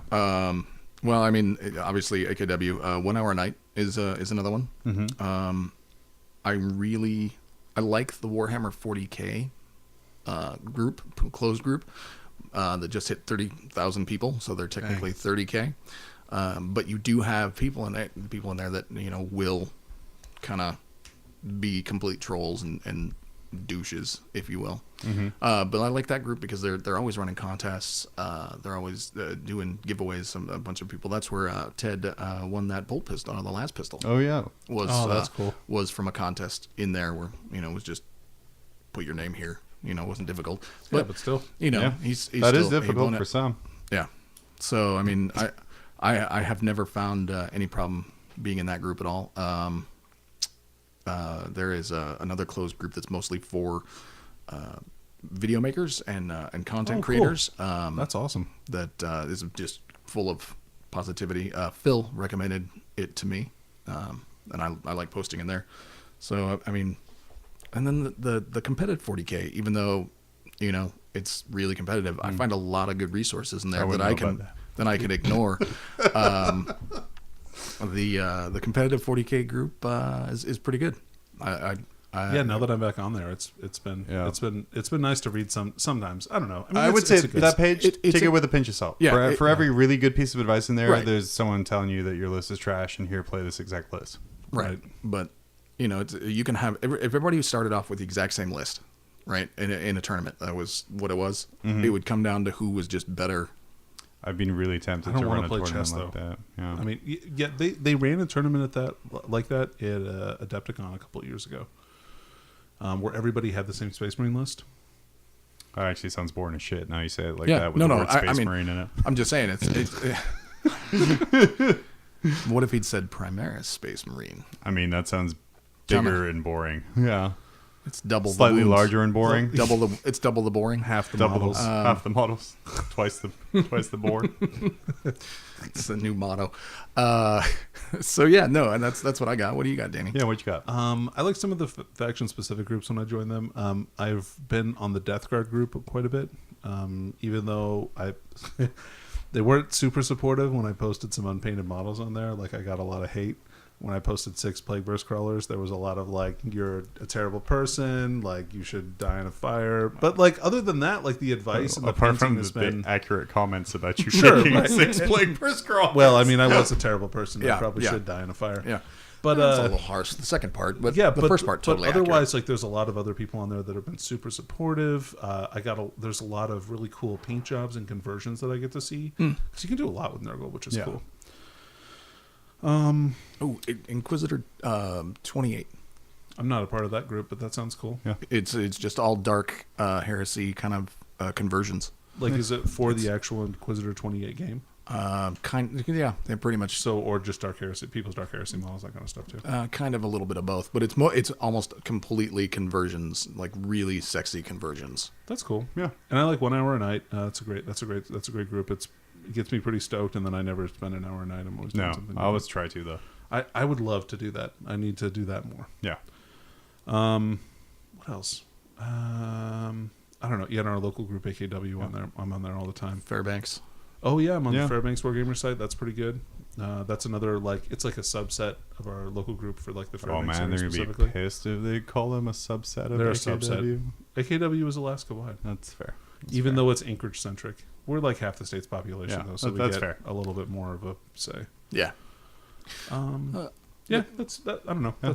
For me, I really only have 2 to add to that. Can I say one more? Oh sure. No. Games Go ahead, John. Workshops specific pages. Oh man, their social media team is so good. They do an amazing job. Like, really they're funny, and like their comments are always great. And They're like, mean in a non-mean way. right. Oh, they're mean in the nicest way possible. It's the most British thing. They Yeah, can, right. They can make a guy feel like a dick, but then apologize for feeling like a dick. Right. Those guys do a great job. Yeah, always good. Always running contests and stuff like that too, Yeah. which is really Yeah. cool, and always previewing the newest stuff, which is also great. Yeah. I'm just gonna add 2. They are kind of diametric opposites of each other. There's a Warhammer 40k for grown-ups, Oh yeah, which is Okay. more often than not lately ironically called that. yeah, right. I agree with that. too. It's supposed to be a space where grown-ups can go and talk about Warhammer without kind of just devolving into shit posting and complaining to each other. But that's kind of what it turns into a lot of the time. And for me, as kind of a spectator, like, I feel like Palpatine, in episode 3, the best Star Wars movie, when he's kind of looking out at the fighting, and he's like, yes, I enjoy this. Good. Kill him. Like, kind of stuff like that. I kind of like watching on there. And then kind of on the back of that, I really enjoy Warhammer 40k for whiners, which is screenshots of people's bitching posts. So it's full of that one. comments from gatekeepers and people who complaining that they don't have a codex yet, and all kinds of stuff like that there. So I get my negativity out by looking at it like, oh, well, good, I'm not that bad. So it's not really a resource for 40k so much as it is just a resource for humor for you. It's a cathartic source for me of kind of like, yeah, you need that sometimes just to be like, oh man. Have you seen Rage of Sigmar? No, That's pretty great. but now we're gonna have to jump in there. Yeah. So Facebook is solid. It's great, guys. I mean, let us know if there's a group you're in that you find that's been really useful. Yeah. Post something up in the comments here and let us know, because we're always looking for more Places to infect. Yeah, In a similar pretty much. vein, like Pretty other much. social media, like, is blowing up with GW stuff. Like Twitter is huge. No, for GW it's stuff. not. You should stay off Twitter. Thank you, Dave. YouTube has been Yeah. major for the hobby. Like I can remember, again, not quite as long ago as you, All right. but for me, thinking about kind of like, how do I paint this? And I'd have to go and physically talk to someone or ask how someone did that.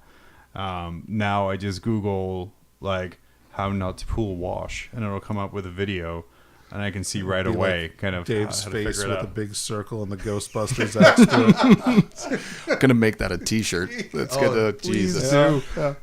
Yeah, no. Washbusters. No, wash poolers. That's better. The wash pullers. Dave, you got your new Blood Bowl team name? Up, I killed Dave. The Averland Rust Pullers? done. The Wash Pullers? Done. I'm out. No. So YouTube is amazing, right? You can, like you said, you can get tutorials.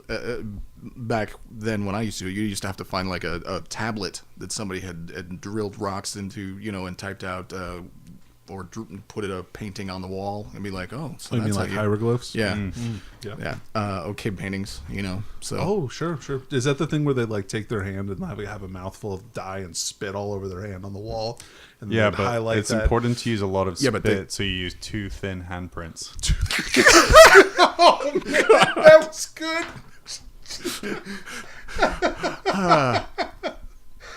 Yeah, thank you. That was wow. Just excellent. That's the ding That is was here so until I get quality. my badoots. Oh, wow. Yeah, but we used to have to bike up to the model train store because Bosco's originally didn't really carry anything. You got it from Incontessa Hobbies back when it was in the tiny shoebox. Oh yeah. Way back in the day. We used Where to there's the marijuana dispensary now. sure. Alaska. Yeah. So we we used to have to go up there and you talk to model train guys. Actually, was how we learned how to paint stuff because they were like, wargaming, that's dumb. What do you want to learn to paint? Green. All right, well, here's how you do it. And they would just explain it to us, and then we would have to ride back home and forgetting all about it and do it. But I mean, now you can find the tutorial so easily. It's amazing. Yeah. But YouTube videos don't necessarily give you all the information you need, unfortunately. True. But I mean, multiple YouTube videos too. yeah, they might. Not necessarily, because I mean, most people cut stuff down for content. They don't just stream it the entire time and they then post it up. assume like a certain amount of foundation, right? Right, like you're going to know already how to do this as they're going through it. Like how to paint a color or a solid color. Yeah. Yeah. How do you paint a flesh tear? Well, first you get a model, and then you get an airbrush, and you paint. And all right, now you've done this zenithal undercoating, and you're like, whoa. What's what this? Let's go what back is that? 3 years of experience and try this again. Yeah. So the first step of painting a model is to buy a $200 item and learn how to use it, and then come back to the video. So Right. it's great. There are videos that allow you to learn how to use an airbrush, but I mean, really hands-on stuff, just watching it on a video isn't necessarily going to give you everything you need. True. It's a pretty damn good start though. It'll give you a decent start, but it's not the end-all be-all unless that's the way you learn. Unless you learn like that. But it's a lot better than it was. Like I would say Yeah. that like technology has improved this by a huge margin. Like just people's fundamentals now compared to where they were. So take my like my analysis with with this bit of tint on it, I guess. Like, so I worked in a hobby store, or have worked like all through college, like probably 6 years plus, in like working as like a hobby store, like assistant manager, or just like working the game section. Mm-hmm. And so you'd be giving people like advice. And so giving people advice from where I was like 10 years ago or so compared to like what I see people like giving basic, quote unquote, basic advice now, Like a has 10-minute progressed. advice? Right. How to paint in 10 minutes? Huge. Like that is a huge jump from where it was. People's models look on average much better now, like I think, than they did previously. Yeah. Mm-hmm. You Assuming that there's a painting requirement. right. And people care. The people that care about their paint jobs. I really need all tournaments to just have a painting requirement. I think that 'Cause would be really good. I feel It it would be. really takes everything away. But that's I mean, I think we're almost at the point where we can have like a fancy players tournament, not of the people, but a gentleman's tournament with tournament, painted yeah. I models. I think that would be rad. yeah, but with top, a dress code and top a hats, model monocles, requirement. tails. Oh man, I think I might try and I'd run have to that. find a really big hat. Like a You top would. hat. You have a very big head. It's huge. Yeah. So, funny story. I tried to get top hat for my friend's wedding at Men's Warehouse, and they said, sorry, we don't sell top hats in your size. She's like, I'm like, what? Well, where do I get a hat? She's like, man, I don't know. But we can get you the smaller hat, and you could just kind of like pin it to your hair. And I'm like, what? So I can look like Megilla Gorilla in this suit, like with a tiny little top hat on my head? So you can look like some steampunk goth chick. Oh my god! Right, The jauntily placed hat. Oh man! Real quickly, I want to touch on. that was a little bit of a battle reports. Anything that Oh, all yeah. good for, Nobody for you two? does good bat reps anymore. No one. No one. But no, battle reports are super helpful for me. As someone who doesn't play a lot and needs to try and play more, kind of seeing other people play is super helpful for me. Because if I can like armchair quarterback their game, like where the fuck you move those there? Oh man, you shouldn't have done that. Then that kind of helps me kind of improve. Like there's one guy's bat reps that I watch on a regular, and I find myself screaming at the monitor multiple times, like, "No, you idiot!" Yeah, listen to Phil's. Who's that? That was a wonderful transition. Sorry, I listen to Phil's battle reports on on the download. Like I set my phone next to my desk and just let it play, so I can just listen. I don't really watch them as much. Oh, dude, I don't even see it. It's not even on the down low for me. I do it on my work computer on the 21-inch monitor. Nice, good call, too. So anyway, some of us have to look like we're being productive. I gave that up like a year ago. I find though, for the most part, I don't know. I like battle reports, okay, but people just make so many bad decisions. It's hard for me sometimes. Well, and the thing is unfortunately, a lot of battle reports just aren't very good. No, and it's, when Phil first started, his stuff was terrible. Yeah, but he's like, I don't know. For the last few years, his reports have been really excellent. So if you haven't had a chance yet, I would really recommend checking out the Thank you. It's a trap! Oh man, but yeah. So yeah, Phil wants us to pump his channel any more than I already do online. He's gonna have to pay us. So no, it's he's the Glacial Geek, so you can find him. But we're going to take a quick break here, and then Danny and I will be back to wrap up some more information about technology. Cool. I don't know why I said it like that, but Yeah, sounds whatever. Technological. Yeah, it's because it is. If you're in the Anchorage area and need your hobby fix, head on down to Tier 1 Cards and Games. Whether it's 40K, X-Wing, Attack-Wing, Yu-Gi-Oh!, Dragon Ball, Pokemon, War Machine, Age of Sigmar, Malifaux, or even Magic, the Gathering kind, not the Siegfried and Royd kind, Tier 1 Cards and Games has the space, the players, and products for you to build your forces and destroy your foes. Not in Alaska? Enjoy our snow suckers. We've got none. And while you're stuck inside, check out Tier 1's live Twitch stream at www.twitch.tv/Tier1Cards. Streaming ITC format, 40K starting at 11 a.m. Pacific Standard Time on the last Saturday of every month. And we're back. Well, me and Danny are. Dave had to run off to a prior engagement. He's going to go see the 10th Star Wars movie. And I guess we'll talk about it next episode. No, not really. Yeah, maybe. Probably not. I got to say, there's in a completely 40K related way, I have very little interest in that movie. Yeah? Yeah. All right. I'm going into it with zero expectations. How about that? That's pretty good. That's the way you got to go. So we're gonna just finish up talking about technology. We just kind of talked about YouTube a little bit. It's another thing it's used for is kind of codex reviews and kind of leaks and things coming out, which is a kind of, I know we sit and kind of like look at it and like, oh man, and like all this information coming out and kind of like early news coming. Oh man, it always makes me drool because like the reviewers get their codexes like at least a week early or something, or 2 weeks early, I think, so that when they go up for pre-order, they're allowed to put up their codex review of the book, and that is always such a cool thing to have now. Like somebody going over like, here's what the army book has in it, here's some of the stratagems, here's some of the cool rules, that kind of stuff.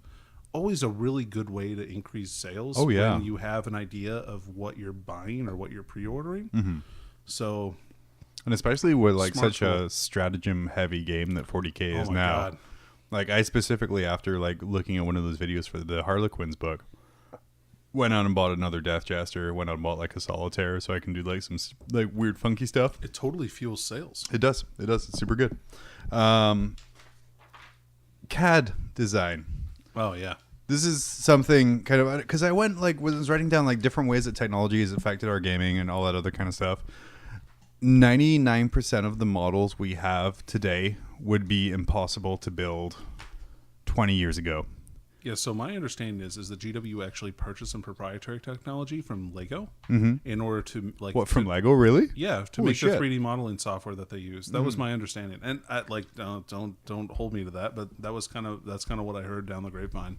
But I think that's it makes sense based on the way that they have. I don't know if you've bought a Lego kit in the last 20 years. I bought lots of Lego. Yeah, me too. I buy a lot of Legos. So anyway, it's $200 corner theater. We like the way that they have the instructions laid out and the way that they have the new 40K instructions for how you build your models, because it shows the model, the 3D rendered model, and they put it together with the little pieces that they have on the sprue. So just so much better instructions than there ever has been. So well, I don't remember who it was. I was going to mention it earlier, but when I bought my Gargantuan Squiggoth from Forge World, it comes in that classic Forge World kit of a bunch of blocks of resin and a picture of the completed and a picture of the completed model, and then kind of rough arrows to where the things are. Oh my god! Apart from a couple of things where you're like, well, where the fuck does this go? I remember I made the Orc War Boss War Biker, and there's 3 pieces. I'm like, where the fuck does this go? I'm like, all right, I guess you're done. I probably don't need these pieces. It's like a bad mechanic, you throw them in the trash. But yeah, the quality of models now is just ridiculous. Everything fits together. The gaps are so much smaller. Yeah, the mold lines are pretty much non-existent in plastic kits here. One of the guys I follow on Twitter, he's one of the miniature designers. He was originally hired as kind of a proof of concept CAD designer. Oh, cool. To show that, hey, this is what we can do and see if this is possible. And then he was hired on as a miniature designer, and kind of one of the first kits he had out was the Imperial Knight. Oh, wow. So, like I said, we're at a point where we're getting these giant plastic models where, like I said, 20 odd years ago, could you imagine having a model that size out of plastic? Not even close. Nothing like that.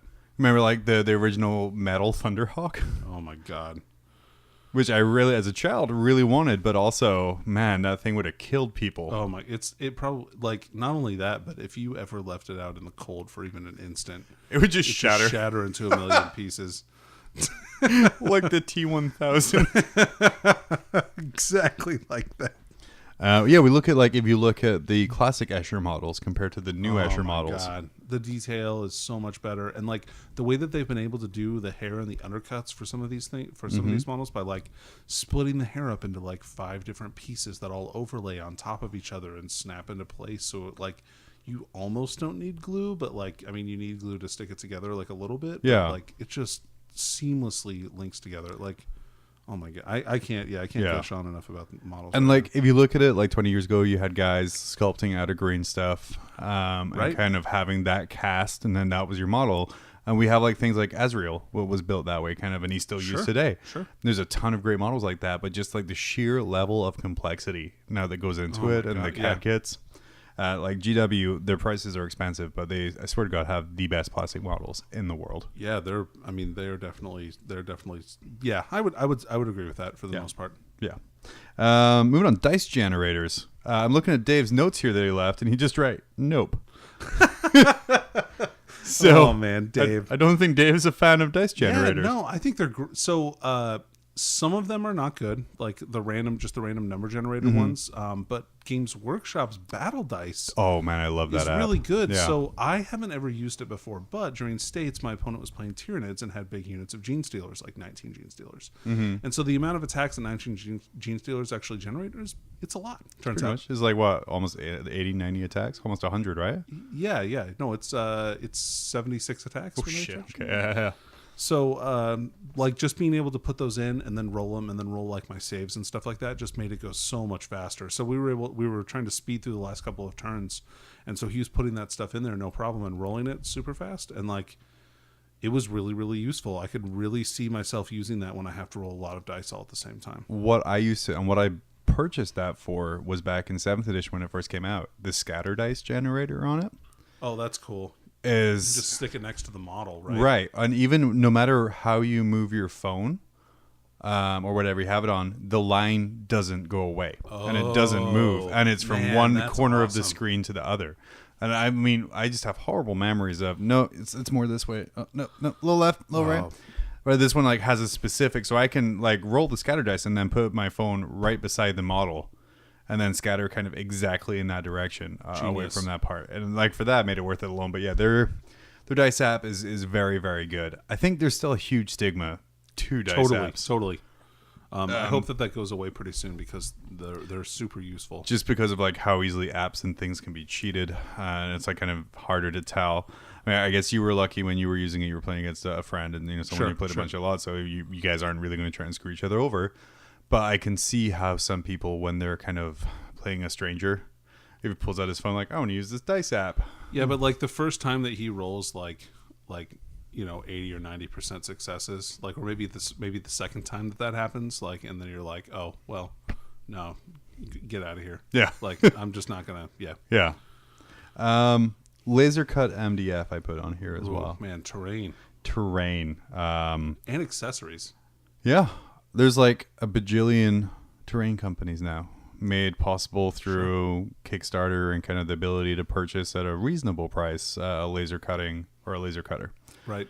I know I have a shitload of laser cut terrain. Yeah, I have a bunch of ruins that are made out of that stuff, which look really cool. Yeah, and like once you get them kind of painted up, you just spray some texture paint on them. Yeah, they're all good to go. And like our tables now are looking amazing because of the cheap availability of terrain. You can buy like a giant condo building for like $70-$80. Right. And it's looks strange when everything else is wrecked, but it's a beautiful giant model on there. Let me see.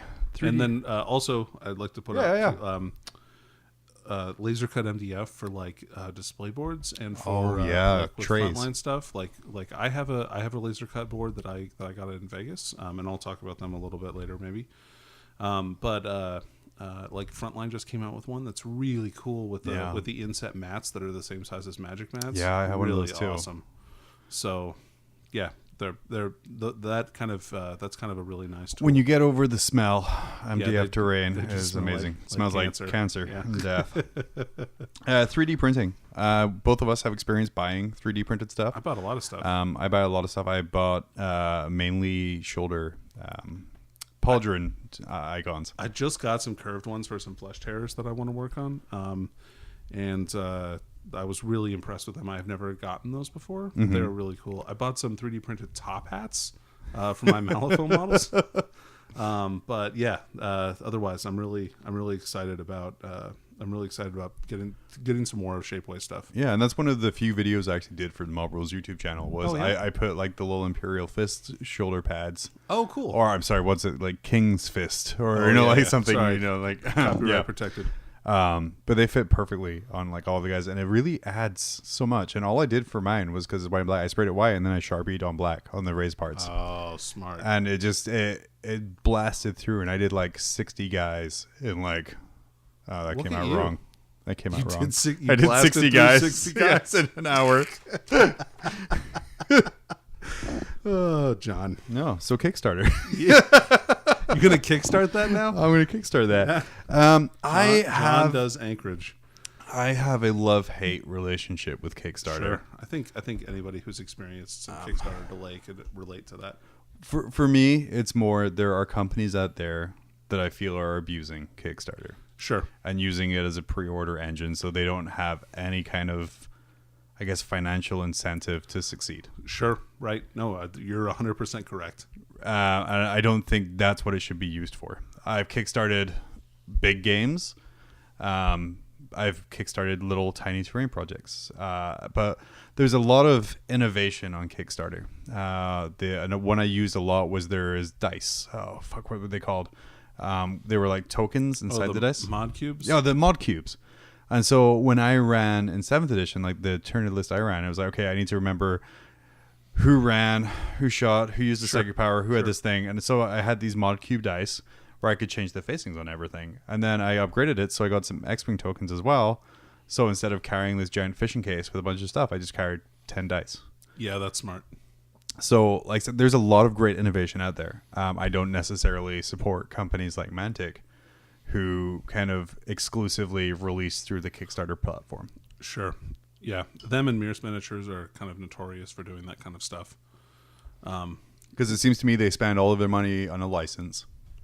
Right. And then they use the pre-order money to pay for the game itself. Sure. Which is, yeah. But like I see and I see even Mantic doing that and also Mears for like anytime they have a new line of miniatures come out, like not necessarily like something they bought for like a property or something like that. But like they're like, well, we have these new miniatures coming out and we can't like pay for the initial like molds and castings for all these. But so here's what they like look like. Pre-sell a bunch of stuff here, like just buy them at a discount right now, and then are these ever going to make it to normal production? Yeah. Like why? Yeah. Anyway. Yeah. Anyway, like I said, Kickstarter, I would urge people to go on there and find, because gaming aids, there is a ton of really good quality ones on Kickstarter. And terrain projects. And terrain projects. There is a ton of terrain on there that's really worth a look. And even new games are like new companies trying to start up to make stuff, like some really cool projects going I bought a couple of really fun games from Kickstarter I'm going to try and record some sessions of. Oh, cool. Because they're good. There's one called like Fun Employed. Oh yeah, where like there's like a game where there's like 5 or so people. One person is the job interviewer, and then everyone else gets like 4 different personality cards. Oh, that sounds good. And you have to describe why you need that job using your personality cards. Nice, I love it. Yeah, it's super good. But yeah, I'm getting away from it. Kickstarter is great when used in kind of moderate amounts. Agreed. Twitch, kind of the new kid on the block. Yeah. I think there's some really great potential here. I now, I don't know whether because of 40K's vagaries, like you can make 40K into a true esport. I would like to see us try at least, and I think that trying to like shoehorn it in. I think Salty John or whatever had a really great article on Frontline about whether or not 40K deserves to be an esport. And it brought up some good points, but I would like to see us try. I think that it could be something that would be interesting to watch. I know it's 2 hours and that's a long time to watch a game. Yeah. But I think that for the people who are interested in it, I think it's a good way to like, here, watch it, watch the last half of the game or something like that. This could be a really interesting, like, a display of tactics and that kind of stuff. Like, it's always good to be able to watch some of these like high level play. The other thing that's nice about it is kind of that interactivity part too. Sure. Something that when I was running the Twitch stream for the GT, I was doing after rounds is kind of explaining kind of keys to success for the next round. Sure. So like if Danny is looking to advance here, he needs to stop his opponent from doing this while also doing this. Right. And then kind of people would reply to that and kind of build off that, and kind of that interactivity is super nice. That sounds cool. Yeah. Yeah. No, dude, it's nice to have an announcer then in that. It really was. And like, I didn't necessarily like announce, but like that's what I would do is kind of explain, okay, this is what happened. Danny needs hosting be a better way? I guess hosting would be better. But like I said, like for your game against Cameron, I was like, okay, Danny needs to kill this guy and needs to make sure that Cameron doesn't move this person here. Because then this will do this, and kind of explaining that out there, I felt was really helpful, and it got a lot of kind of good traction. Sure. Rather than kind of just people watching like a game, they felt like, oh, okay, they were having a chat about it. Having a chat about it there too. And I'll be honest, like I've only watched a little bit of Twitch streams. Like I haven't been a part of a live one very often. So did we have a lot of people like on the? So you had about 15 to 20. Tier 1's Twitch stream isn't huge. Sure. I've chatted on the Warhammer Twitch stream. Cool. Because just kind of being sarcastic and making tree jokes. There was like my favorite memory of like commenting on Twitch was Warhammer TV stream. It was an Age of Sigmar. Yeah. It was Sylvaneth versus Sylvaneth. Oh, okay. And like round 4, there was so many goddamn trees on the table because both players just kept summoning them every turn that the chat just devolved into puns about trees, which was good. Like, I found the root of this problem. Yeah, it grew on me. Yeah. Don't worry, I'm sure his bark is worse than his bite. But like that kind of interactivity is something that they don't really offer on YouTube, and they've started to do that a little with like YouTube live streams and everything. But the Twitch interface is like really simple to interact like that on.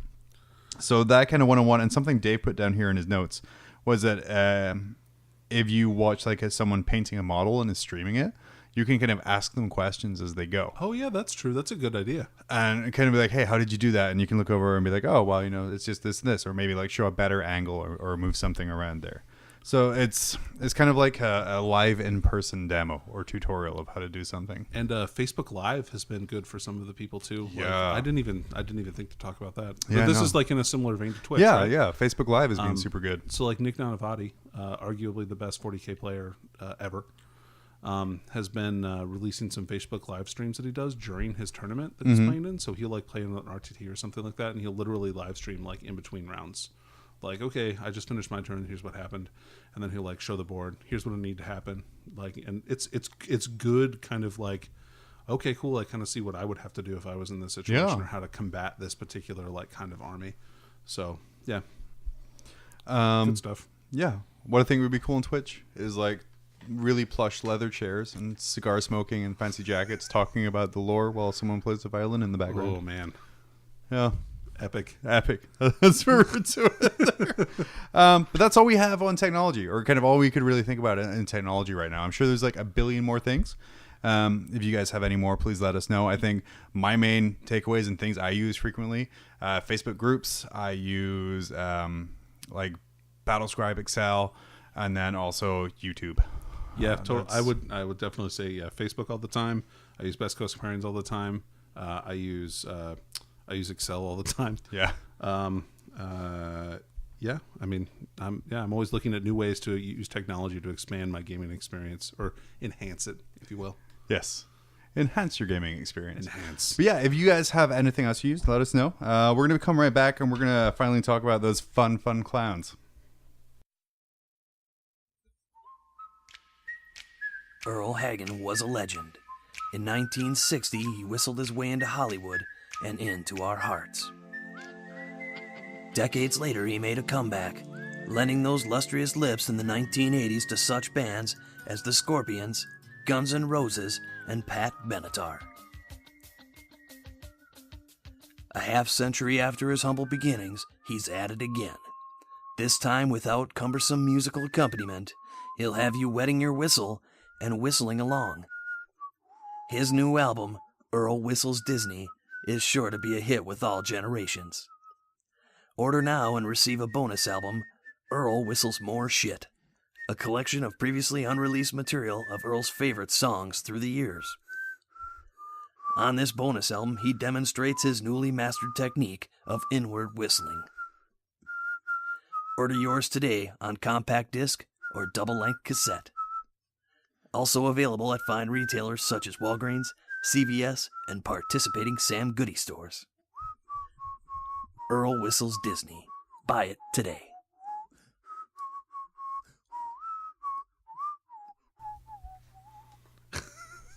Walk like an Egyptian. Yeah, we're back. It's finally time to use Man, I'm to use excited. the music. Oh, okay. So I am so hyped about Harlequins. It's not even funny that I'm even going to turn the music down a little bit. Harlequins came out this week. The new codex, the third out of 4, possibly 6 Eldari factions to get a codex this edition. 6? I think there's like 6 factions total. There's like Craft World, Azurni, Drekkarai, Harlequin, Exodite, Corsair. Fuck. I don't know. There's Inari. Yeah, I was Inari. There you go. Woo! Woo! Yeah.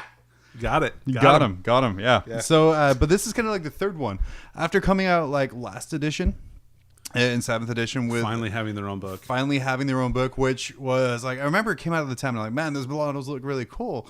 My buddy Colin was like, oh yeah, but you can't really use them. Wait, what? Because you could only use them in the formations. Right. Because there was no HQs. Nope. There was no things. There was only like a couple different formations that you could use. Yeah. Which kind of limited it. But now they're back. They have HQs. They have elites. They have troops. Yeah, this edition has been really kind to them. I think that they're a viable army now, which is really great. They're a scary army now. Yeah. Yeah, like 70. You can take like, what, 72 at 2,000 points? You can definitely take that many. And just kind of running forward and laugh and charge at things. Right, and that's what they would do because they're clowns. I think my favorite thing about the lore that I read is kind of how their shimmer suits work. Oh, yeah? Okay. Because kind of the descriptions they're assuming here is you can't really see them. You ever watch The Flash on CW? Yeah. You know how reverse Flash kind of shimmers? Sure. So, like, you can't really see them? Like that, but like lots of color. Like, I feel if you look at a Harlequin with like full shimmer suit going, you're going to be physically ill. Right. Just because of like the epilepsy attack from it all. Right. Yes, it could cause epileptic reactions in some viewers. They have to have warning. They have to warning messages before battle. So for a part of my army, I'll slip my opponent a card before I reveal them. I'll have them under like a blanket, safety blanket. My models. Just have all of your models be like clear plastic with a strobe light through them. Right. But I thought it was like super cool. Could you imagine kind of being that guardsman on the line, kind of like sitting, kind of pointing like, and like that prismatic blur, and like you're like, oh my god, just like a pinky red bluey blur coming and then like stabbing you in the neck with something. Right. Yeah. Shit. Yeah. With a shiv that shoots out a monofilament line that scrambles your insides like an egg. Oh yeah. Yeah. Oh man, they're great. Man, they're fantastic. So 40K, because like, oh yeah, when I first heard about them and I'm like, wait, they're just space clowns. Yeah, that's dumb. That's kind of what it gets put down to. But in this codex, you get a lot of lore about the Harlequins. Enough to keep them like interesting, but not enough to kind of really kind of be like, wow, there's nothing there. You did mention the weapons though, and there's some fantastic things. And again, man. I think I'm going to mention like Careless Whisper again. But I think the first thing you were talking about there was the Harlequin's kiss. Yeah. Yeah. Ooh, what a brutal piece of technology. It really is. And I remember playing the game against Colin when he just wiped me out like the first time I played against Harlequins, like maybe a week after they came out. Okay, sure. And he's like, oh, and now the Harlequins kiss? And I'm like, stop kissing me. You don't have my consent. I do not consent. I do not. They embrace, they kiss, they caress. It's all very sensual. See, Careless Whisper. Like I feel like you like really during combat, just play that George Michael song. But it's got no rhythm, man. It's got no rhythm. I think I even talked about this in an older episode, the Harlequin kiss, which is like a fist needle the size of your face. They stab you in the neck. It shoots out like the warp spider jizz, and it just liquefies your insides. Yep, just cuts you to pieces from the inside out, leaving you like some kind of a meat sack. Yeah, sure. Well, there's probably poop in there. And you know, the last thing you hear before they die. Yeah, phone interference. I was going to do circus music. You got him. Got him. Got him. You nailed it, dude. Yes. Nailed it. And if I bothered to edit this, then I would really nail it. Right. But then after that, you have the embrace. Right, which is kind of like a Harlequin kiss shotgun. I mean, no, but really, that's what it is. All I can really picture now is, you remember that episode of The Simpsons when Homer made the makeup shotgun for Marge? And just like blasted it in the face. Yeah, that was great. It's like that. So they die just horribly covered in clown makeup. So it kind of like when they charge into combat, like right before they hit, they kind of discharge it, and it like again with the warp spider monofilament, like kind of like envelops their foes and cuts them into pieces. Yeah, ooh. Like that movie Cube. Oh yeah, Ugh. Yeah, gross. Continuing the line of no consent, the Harlequin's caress. And this, going back to my Flash reference, it just kind of lets him like vibrate his hand, or kind of phases his hand out of reality. Right. So he like literally reaches in the chest and kind of pulls out hearts and causes all kinds of damage and shit like that. Caresses the heart, if you will. Caresses the heart vigorously and often, but not in a sensual way. Some people find it sensual in a Kali Ma way. Fucking Indiana Jones reference. Yeah, dude. Oh man, I'm all for that. Temple is great. Oh, Temple's so good. It's underrated. The bolas. Oh man, cool weapon. Like right. So like just like them throwing like. Basically, what are 3 plasma grenades tied together by string? So, and I mean, how many bolas do you see nowadays in 40K? Not enough. That's not enough. Like, I feel there should be like Call is like developing some Imperial equivalent of just 3 frag grenades tied together with string, and in some handing them out to guardsmen. They'd be like, "Here, throw this." Yeah. Some testing world and some forge somewhere. There's just a bunch of guardsmen like throwing it. Like, oh, why did I get wrapped up in this? Oh, fuck. Yeah, it's like I said. Ooh, that didn't work. 3 plasma grenades and string, but it's horribly, horribly effective. Yeah. and like the Shrieker Cannon. Oh man, Yeah, what a cool piece of equipment. So the Death Jester, by the way, as a model. So the Shrieker Cannon comes kind of standard for your Death Jester, who looks like John Travolta in Saturday Night Fever, fucked a farcier. right, And I came out because I remember I got the model. Crouches down. Like Yeah. this. Yeah. It kind of Slav squats all over the place. But I got the model, and I have 2 of them now. But I'm like, is this wearing bell bottoms? Yes, It's it wearing, is. It's crouching on like this beautiful Elder Arc, and it's wearing bell bottoms. I think it has like pointy shoes as well. Yeah, it sure and, does. And then like a big collared jacket and kind of like an a old trench coat. Yeah, Yeah. like freaking Bowie incarnate. But the Shuriken Cannon, man, it's a nasty piece of work. So first of all, Shuriken Cannon in general fires like some monomolecular discs that cut you to pieces. But it has a special type of ammunition that it can shoot at you, and it causes you to explode in a bioblast. I don't know what happened there. There you go. I started playing the music. Yeah. Yeah, isn't that fun? And not only do you die, but you shower your compatriots with bone fragments and shards when you explode, killing some of them too. And I love that because that is a rule. It's like if you kill a model in a unit, is it something like it does D3 mortal wounds to nearby units as well? To units and models in the same squad. Oh, units and models in the same squad. Yeah. So it's like, it's Oh man! And then then of course, because your friend exploded and killed some of his mates. then his friends explode. Well, no, I mean, but like they suffer a leadership penalty, right? Because Yeah. it's so scary when that happens. Yeah, you don't expect your friend to die so hard that he kills you. In fact, they specifically said you couldn't do that in 8th 40K. So in the background, right, the Death Jesters are supposed to be like these, like they have all this dark humor that they're supposed to have. So like I was reading one of the stories they have in here, and one of the Death Jesters like shoots a guard commander who's like just about to, like, all the guardsmen are trying to buy the commander time to like get on a shuttle, and the Death Jester just like blows up the shuttle right as they get onto it, and like or shoots the pilot with a shriek around and causes him to explode and the whole thing to crash, and then he just starts laughing. It's like, oh well, that's really nice, isn't it? He's a nice guy. He's just shooting them, making them explode. I like how he went like the longest route to kill that commander. Oh yeah, well no, it wouldn't be funny otherwise, right? I mean, it's so use that as a tabletop tactic where you're like, why did you shoot him? Why didn't you shoot him? It's like, it wouldn't be funny if I shot him. Yeah, you got to play in character, John. Oh man. And then there's the rest of kind of the Harlequin weaponry kind of is Eldar weaponry. Yeah, like weaponized rainbows and weaponized rainbows and mini shurikens and crystal guns. Anyway, good stuff. Yeah, it's super good. But they are much like the Custodes in 40K are glorified janitors. Sure. Harlequins in 40K are glorified librarians. That's true. They guard the black They library. guard the black library. They tell Ahriman to keep it down. Right. Hey, you kids. They send Elfway people their bills for their overdue books. Exactly. They make you take like 3 proofs of your address in order to get a membership. Right. This is going to be lost in a lot of our audience. They don't know what libraries are.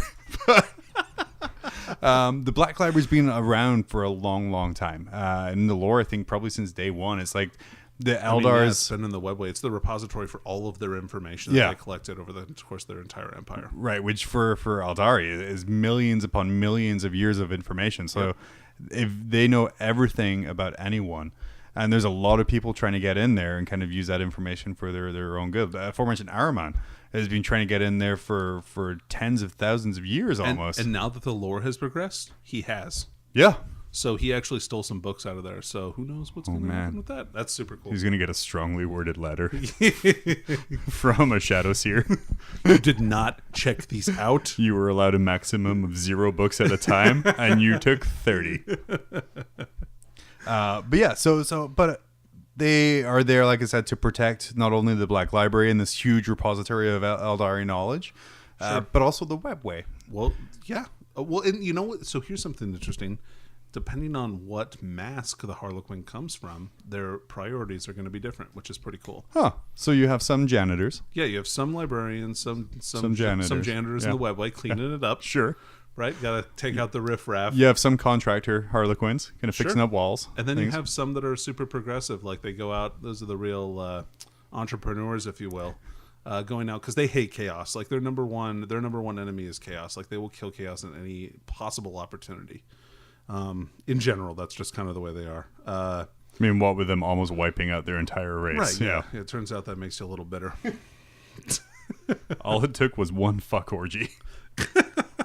one galaxy-wide, empire-spanning orgy. And they just realized, man, this is just not good. Yeah. Not good. Anyway. Yeah. But yeah, so the different masks have kind of like different things to do, and something that this codex expands on a lot is the different masks. Yeah. I think to a level that hasn't really been touched on before. Right. They cover, I think, 6 main ones, I want to say, as far as rules go. Yeah. So six of them get actual rules.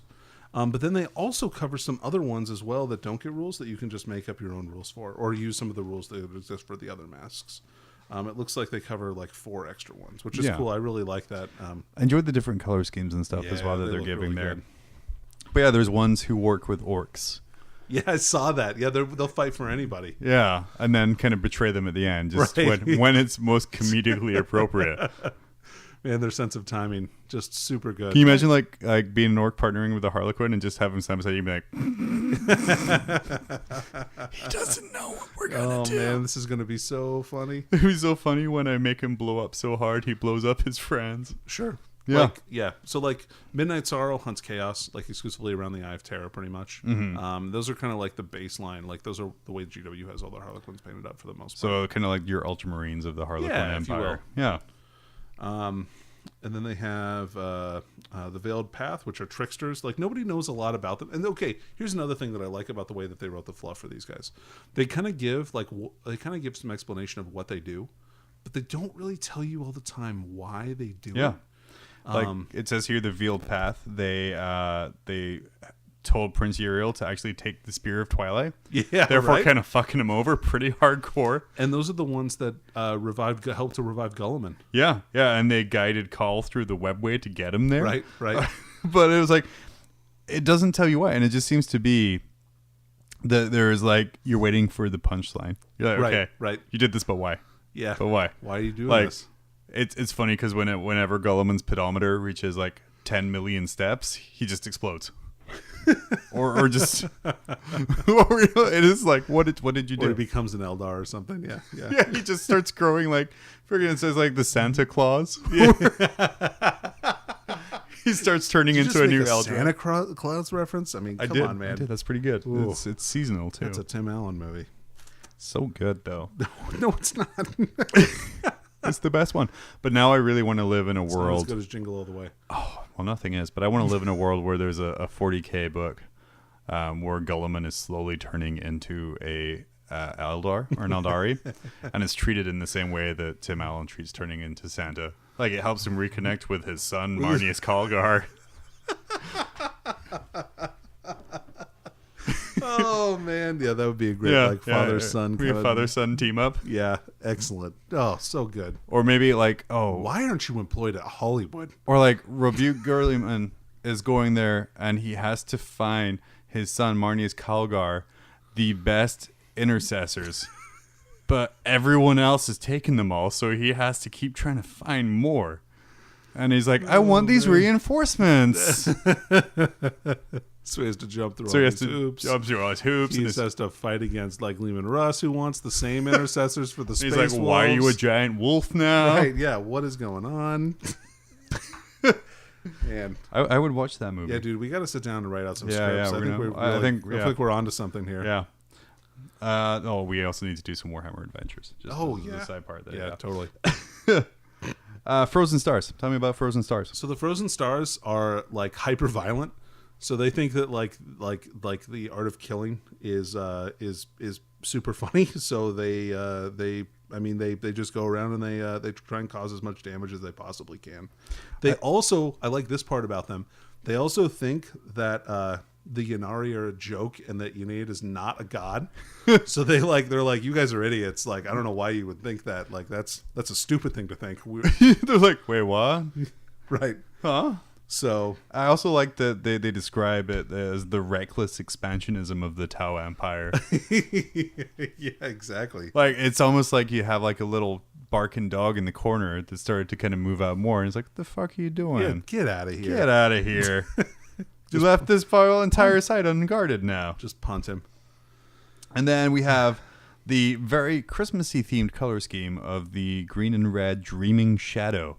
Now, this is the one with the curtain fall shrieker cannon, right? Yeah, yes, I believe that is the case. Man, it's so good. If it's These only are the guys that you like, right? Yes, I will not be painting them in this Jingle All the Way scheme. They will be blue and yellow And that like is the a rest great, of my great stuff. color scheme. Thank you, John. Jingle All the Way scheme. Yeah, they're Dreaming Shadow. Yeah. Yes. Yeah, and so they're super morbid. I think they have a lot of death jesters. Yeah, and I like to think they're like just really like black comedy comedians, Which is awesome. They just tell a joke, be like, "What goes out bang when they die? I don't know what you."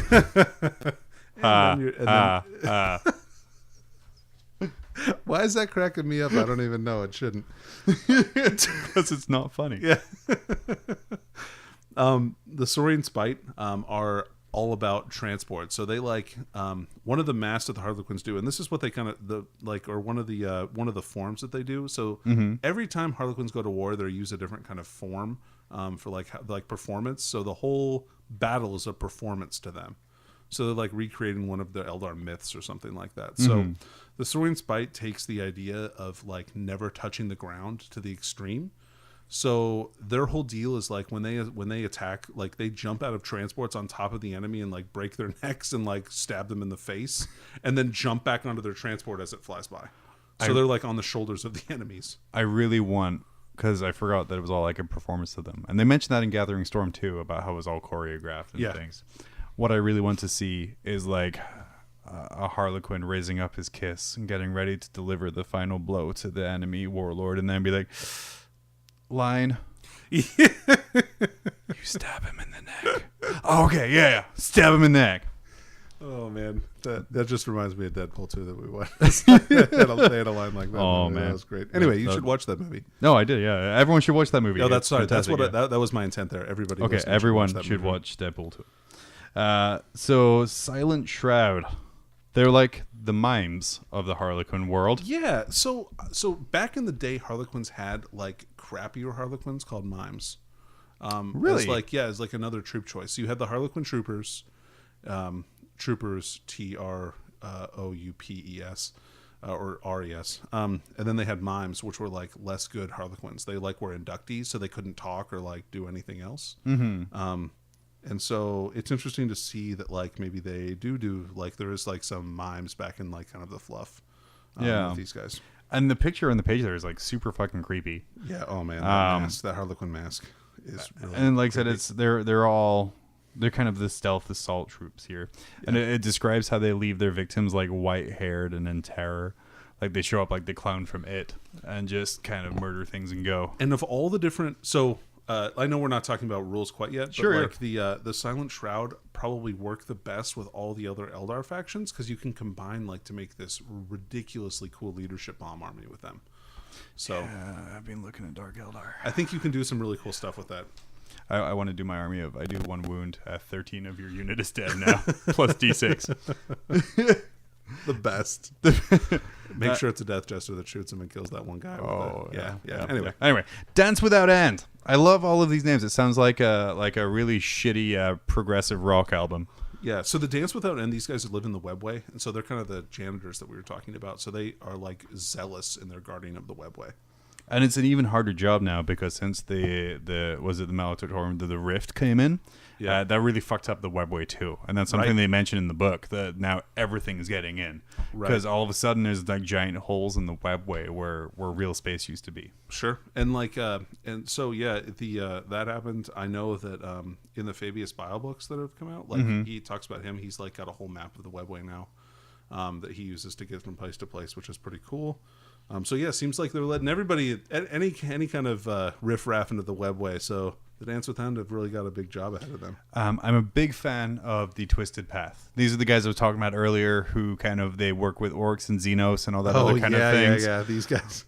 But they kind of do it in a way that ends up getting their allies horribly killed quickly.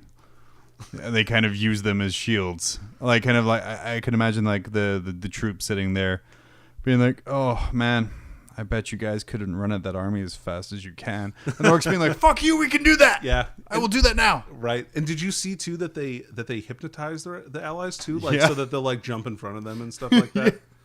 So, oh man, that would be a really cool rule. It'd be like I could have like a unit of boys just continually jump in front of a solitaire, like a 2-up lookout, sir.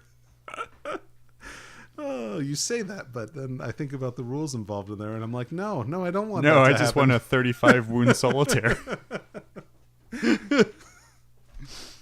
We have the Shattered Mirage. Again, it's a really bad prog rock album. It does. They kind of look like that, in like as far as the picture goes too.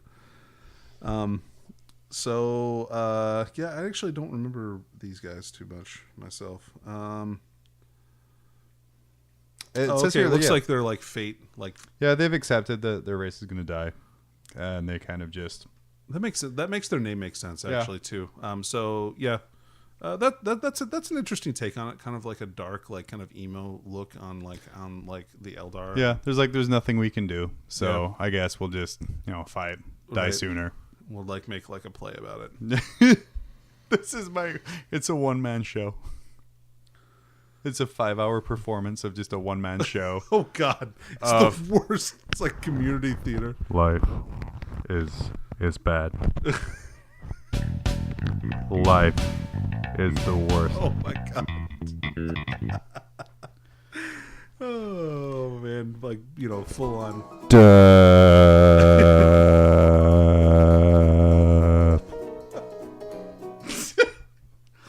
Oh, the irony is so strong. Why haven't you made a one-man show, John? I don't know. I really should. Yeah, that's going to be coming next. I'm just going to do a one-man podcast where it's like one episode of the Shattered greatest hits of the Shattered Mirage, and it would just be like, we will all be eaten anyway. What's the point?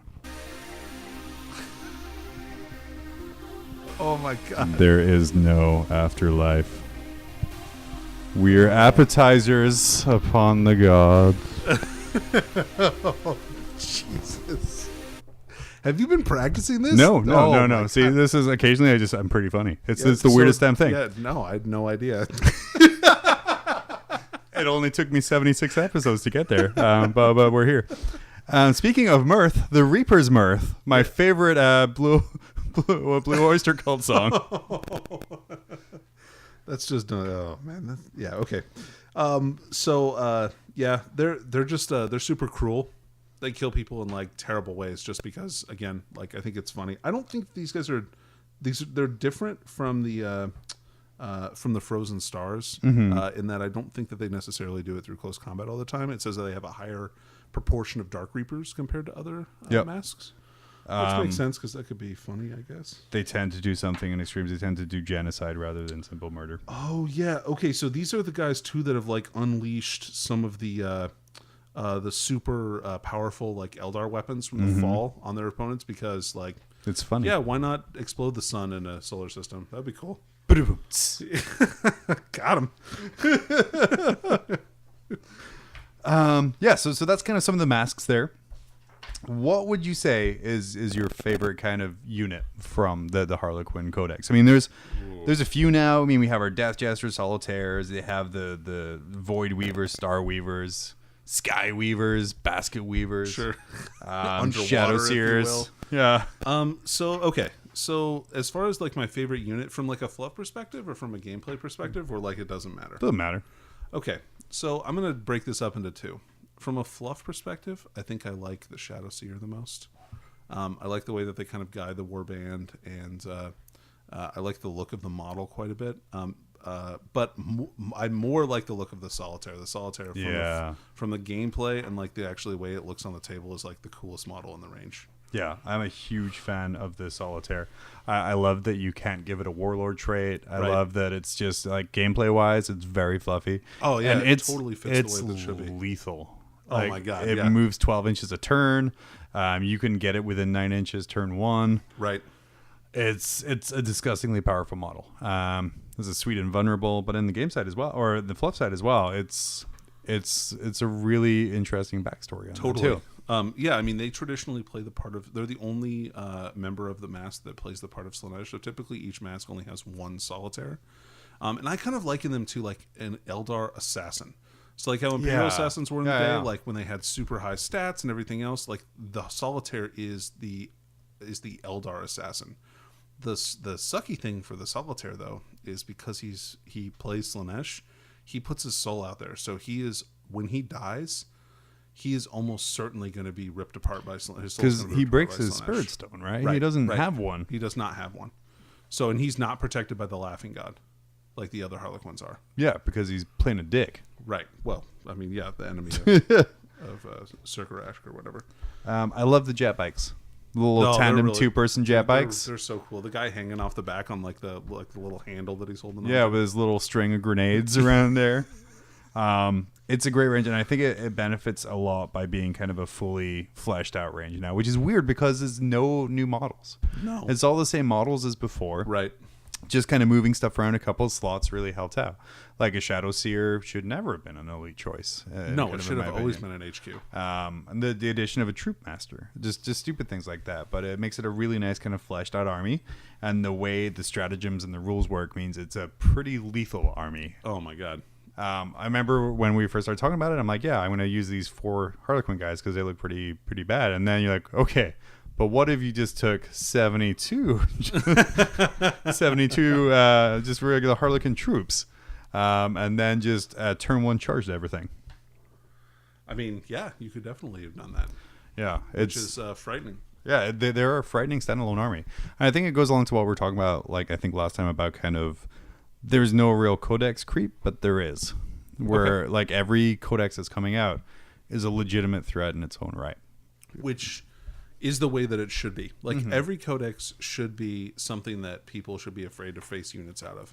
Now, I don't know that Harlequins are like a top tier army or anything like that, like all the way by themselves. But I think that the addition of Harlequins to many other armies is incredibly powerful. Mm-hmm. So, like, I think the jet bikes with the heavy haywire blasters, which got improved tremendously. Yeah, they went from a heavy D3 shots to assault D6. And so with the haywire rule, that means that any to wound roll of 4 or 5, they do 1 mortal wound in addition to their damage, or a 6, they do D3 mortal wounds. So if you combine that up with something like Doom from the Eldar range, just getting to reroll failed to wound rolls with them just can like plink a vehicle to death with mortal wounds in one volley of shots. And pretty much everything in this book got cheaper. Yeah, for sure. The only thing that got more expensive was the Troop Master. The Troop Master went from 59 points to 70 points, which is fair because he's still really good, and like he's an awesome force multiplier for your army. And I think the only reason he went up in points is because of the stratagem to kind of give him rerolls. Similar to like similar to the Chapter Master kind of thing. You can now make him a great Harlequin and kind of expand out his rerolls of 1s and things like that too. So when you kind of take that into account, you really are not. It's not that surprising. Yeah, it's not a huge trade off. And I think if people are kind of just splashing in Harlequins, they're not really going to be taking a Troop Master. Yeah, okay, I can see that. Yeah, I mean, I know you kind of have a take on that there too. No. Like if I were going to take a battalion of Harlequins, because I think that's what I'd want to take in general, because I like battalions. I think it gives you a better cross section of the army, and I like troop choices in general. Yeah. I think you're going to want to take 1 Troop Master and 1 Shadow Seer in general. Mm-hmm. But if you're going to take like you do, or you want to take like a Vanguard. Yeah, like the Shadow Seer is a way better choice for you. Yeah. Like it's not even a question. Like you should definitely take a Shadow Seer and not a Troop Master. Yeah. So like for me, because I was looking at kind of cutting points, because my main idea is still kind of plinking things to death with Dire Avengers, distracting with Hemlocks and distracting and killing with Hemlocks and Lynx, but then having these 4 Harlequin characters just fucking up people's days. Right. Just being super annoying. Yeah, and they're really good at that. They're like a 300-point annoyance because I think I told you my tactic with my solitaire is just to run it at things, and if it dies, it dies. And if you deal with it, you do. If it's less than a 100-point model, so like, and it can do some work on stuff too. I said there's a relic you give it where if you do a hit roll of 1 for it in the fight phase, yeah, on a 2+ you do a mortal wound to that unit. So if I charge like my solitaire into like a 30-man unit or a 20-man unit, Right. and you punch at him and you roll like 5 1s, I've killed 5 guys pretty much yeah. before I've even started swinging. Right. And kind of just, I see kind of a little psychological edge in that as well. I feel like playing a game, I would spend a lot of time explaining exactly what the solitaire does. Sure. You know, like you're like, hey, this guy has 8 attacks, hits on 2s. He has this relic. If you roll a 1 to hit him, then you do a mortal wound to your unit on a 2+. Right. Right. And when you re-roll that, if you roll it into 1, it's like 2. And I can do this, so you can attack again. And kind of doing that little bit of fear, because if you load him up, he is just... He's a beast. He's a beast. Right. And I mean, I never really thought of it before, but it's an Imperial Assassin. But for Eldar, is like such an apt... I mean, he's like a better Eversor. Yeah. I mean, he doesn't explode when he's done? A better Sor, if you will. A better sword. He's just good. Yeah. So yeah, 8 attacks, hitting on 2s. He's got either a Harlequin Kiss or a Caress that he can use. So he's either Strength 5 -2 AP or Strength 4 -1 with D3 damage per hit. So depending on whether you threw him at a character or you threw him at a unit, and I even think like throwing him at a character is a good idea, because like even if you don't kill the character and the character swings back on you, a lot of times, I mean, characters are throwing 4 or 5 attacks. Take no roll once. Yeah, that'll be some brutal mortal wounds back at him. And there's nothing more frustrating as an opponent to damage your own stuff. Totally right. Yeah, Thorn sucks. It's like, oh, was it last edition or this edition where like if you shot something and he made the save, then he did a mortal wound back at you, or a wound back at you? I don't know. Like I remember Lichguard had those dispersion shields where they could. That's it. Yeah, and it's like, well, I guess I'll just go fuck myself then. Yeah. Okay, I guess I won't shoot a battle cannon at those guys, because that will suck. But there's a lot. I mean, there's not enough of a range difference that you're going to have a huge amount of different builds of Harlequins. Sure. You're either going to have like shitloads of troops. You can make it a fast army, or you can make it like a large number of models. I feel like. But I mean, even with a large number of models, there is still a fast army. They automatically they can advance and charge. Yep. So they can advance and charge or fall back and charge. Yeah. Which is huge, because they can fall forward effectively. Yeah. Like, so they fall out of combat and then recharge something else, like in the back lines. They can consolidate over models because they have flip belts. They can move over other models. And if you take Frozen Stars, their mask form is you get an additional attack on the charge. So that makes all the normal guys 5 attacks. It makes the solitaire 9. And if you're falling back and charging every combat phase, sure, then that's pretty disgusting. Huge. Well, the main faction, the Midnight Sorrow, they get to consolidate 6 inches, and when they fall back, they get to move an additional d6. So they effectively get to fall back and advance at the same time, and they get to consolidate 6 inches like over other models. So like that kind of like play in the movement is going to be so much fun to play with units like that.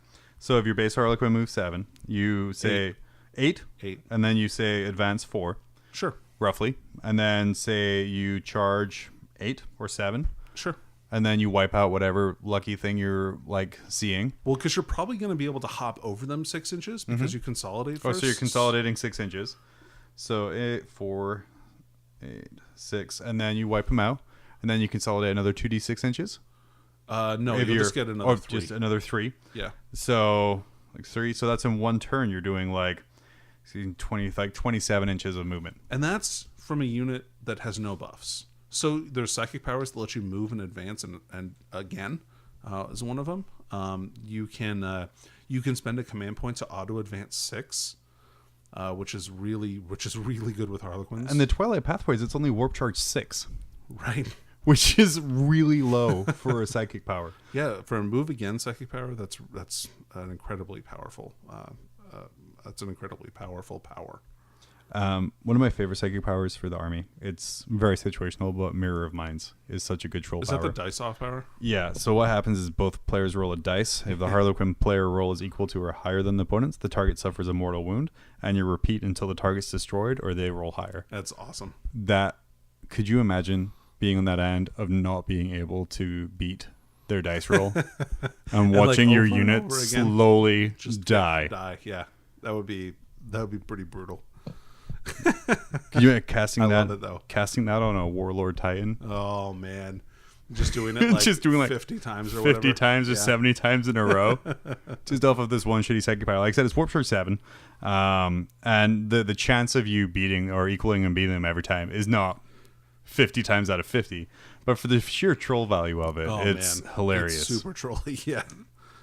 That would make my day if I took like, even if I took like 10 or 15 wounds off something big like that, that would be really hilarious. Yeah. Or like if you destroyed a tank just by rolling dice off of it. Right, exactly. It's the kind of power that you tell stories about for years afterwards. Like, hey, remember that time I did fuck you? And everybody knows those stories are always the best. Yeah, those are always the best. What are some things that kind of stand out about you, about the Harlequin Army's rules and kind of some neat things? So I want to do, like, because I've been kind of bored doing, like, I've done a lot of foot armies this edition, so I want to play a mechanized army. I want to try that out a little bit. And so the Soaring Spite mask are really cool. They get to, when they are in vehicles, they get to treat all their pistol weapons as assault weapons, and they don't take a penalty to hit for advancing and shooting assault weapons. So you can load them up with fusion pistols and fly around in their transports. So their transport can fly 22 inches when it advances, because it auto advances 6, right? So you can fly 22 inches and then unload like 4 or 5 melta pistols into something. I think that sounds really fun. And then also, like, it doesn't affect the bikers with the haywire cannon, so they get to move 22 inches and assault, because they have rising crescendo as well, and then also fire all their haywire cannons at something and probably blow up a vehicle or something like that. Anyway, I just thought that would be kind of a funny thing. Plus the Soaring Spite, they have a really cool relic where basically the guy gets he's mastery of the Starweaver, which is their transport, of like its systems. So he gets to like move it an extra 6 inches when he's inside of it. And if it blows up, it never does any damage to the passengers. They just so you're just running a bunch of fusion pistols up the field, blowing the shit out of stuff, and then kind of chugging away. And if I want to jump out and assault something, Harlequins are still really good at an assault. Yeah. So something I was looking at building around was the somber sentinels. Okay. They have their special kind of mask form is that when they fail the morale test, you only lose one model from the unit. That's really good. Yeah. And with that, if you when you remove that model, on a 4+, you get to make an attack with him before he dies, and that's anytime a guy dies. Yeah. So even not just running away, but also just like them shooting guys, they still get to shoot and make an attack in close combat too. Yeah, which is huge. So like for me, like I said, when I've done a bunch of foot dar, but not recently, where I've like switched to kind of other things, like the idea of taking like just 72 clowns and just running them across the field, and anytime you shoot them, they shoot back, or anytime you punch them, they punch back. Right, like 50% of the time is a pretty that's epic, pretty epic option. So I'm thinking of doing something with the Somber Sentinels of just a bunch of Skyweaver jet bikes. That sounds like and then fun. A bunch of just like guys running across the field. I like that. Yeah, I think that sounds like a really good time. Yeah. I did make a list with 3 units of 12 guys. From I wanted to do Frozen Stars just for the pure offensive power. Yeah, and then also running 3 units of 20 witches from Dark Eldar, man. and like just making like a horde army, and just like running it forward, because like you can make the witches all strength 4 with Cult of the Cursed Blade. Yeah. So then you get combat drugs, right? So they can also be strength 5. Yeah. Or strength 6 if you spend the stratagem to boost their combat drugs. And just like a wounding Marines on 3s. Yeah. Tanking guard on 2s. Right, yeah. Just murdering my way through their army. I think that would be fun. All the while just happily. Man, that would be great if I just played that music whenever I sat up on the table just to get them in the mood. Or like you're just doing like a little clown dance. Wear your ICP shirt. Oh, yeah. Yeah, every time. Awesome. But I think on the table, like I said, Harlequins look amazing model-wise. As an army now, they look so good on the table. And like I said, while they're not necessarily going to be winning every tournament, they're a competitive option. They're a super good option. They are a fun army that's really easy to theme around on the table. Yes. And the nice thing about Harlequins is they have a legit storyline reason to fight anybody. Right. Which is like when we're trying to form narrative campaigns, and it was like, oh, these Ultramarines are attacking these Blood Angels. And I'm like, it's Why? a horrible training exercise. Whereas, like I said, with Harlequins and Eldari in general, you don't really need a reason. They're just, our Farseer said so, or our Spirit Seer said so, or we need your soul. What? Yeah. Or eventually, I heard sometime that maybe in the future you might kill some Eldar. So let's take you down. Or maybe you'll set foot. Maybe like in the future, in one future, you're gonna go actually get into the Black Library. So sorry, man. We're gonna kill you while you're a baby. Sorry, Hitler. Oh man. Would you kiss baby Hitler? Yeah, I would. Yeah. Harlequin kiss. Yeah, Harlequin kiss. Okay. Anything else you want to cover in Harlequins there? No, man. All right, we're pretty good. All right, we're going to take one last quick break, and then we'll be right back to wrap it up. To the objective, my brother. With haste, we must recover the chapter master before the vile Tyranids devour him, and all hope for our chapter's future. I fear it is too late, brother, for look on the horizon. An incoming monster heads for our honorable leader. We can still make it. No, brother, there is no hope. He's gone now.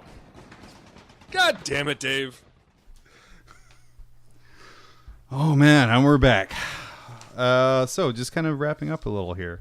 Danny, you shout-outs. What kind of little company do you want to point out here? So when I was in Vegas for LVO, I picked up they were having a deal at a vendor there for army trays. So it's like a carrying tray for your army that you can carry between tables. And so that was for Hammerhead Games, and I ended up purchasing some of their other products. I got like a turn counter / command points counter as well, and some wound counters for really reasonable price. The tray doesn't break down quite as well as like the one from Frontline, but it is a little bit less expensive, which is really great. It was perfect for when I needed it, man. And I've gotten a lot of compliments on it. A lot of people like it. I really like the way, like, I have one of the Frontline ones, and it's kind of like one big tray section. I enjoy how yours has kind of like a separate area for holding dice or it has a couple or things of other, like that. separate subdividers, which is really nice. So yeah, big shout out to them. Their products are really nice. They have a lot of really nice tokens and stuff like that as well that you can get that are from laser cut wood. So yeah, definitely check them out. Hammerhead Games. They have a really nice website. I think they're local to California. I want to say. Sure. Well, we said it, so it's true. Yeah. So better move if they're not. It is now. For Dave, he wanted to talk about RMC Gaming. RMC Gaming is a company that makes a bunch of 3D printed terrain props and objective markers. And he said pretty much anything else you can think of. They do vinyl decal services if you want to kind of add some king's fists to your car and kind of things. And it seems like they print on demand, so it's a really good place to kind of go check it out. That sounds awesome. I wanted to do a plug to TT Combat.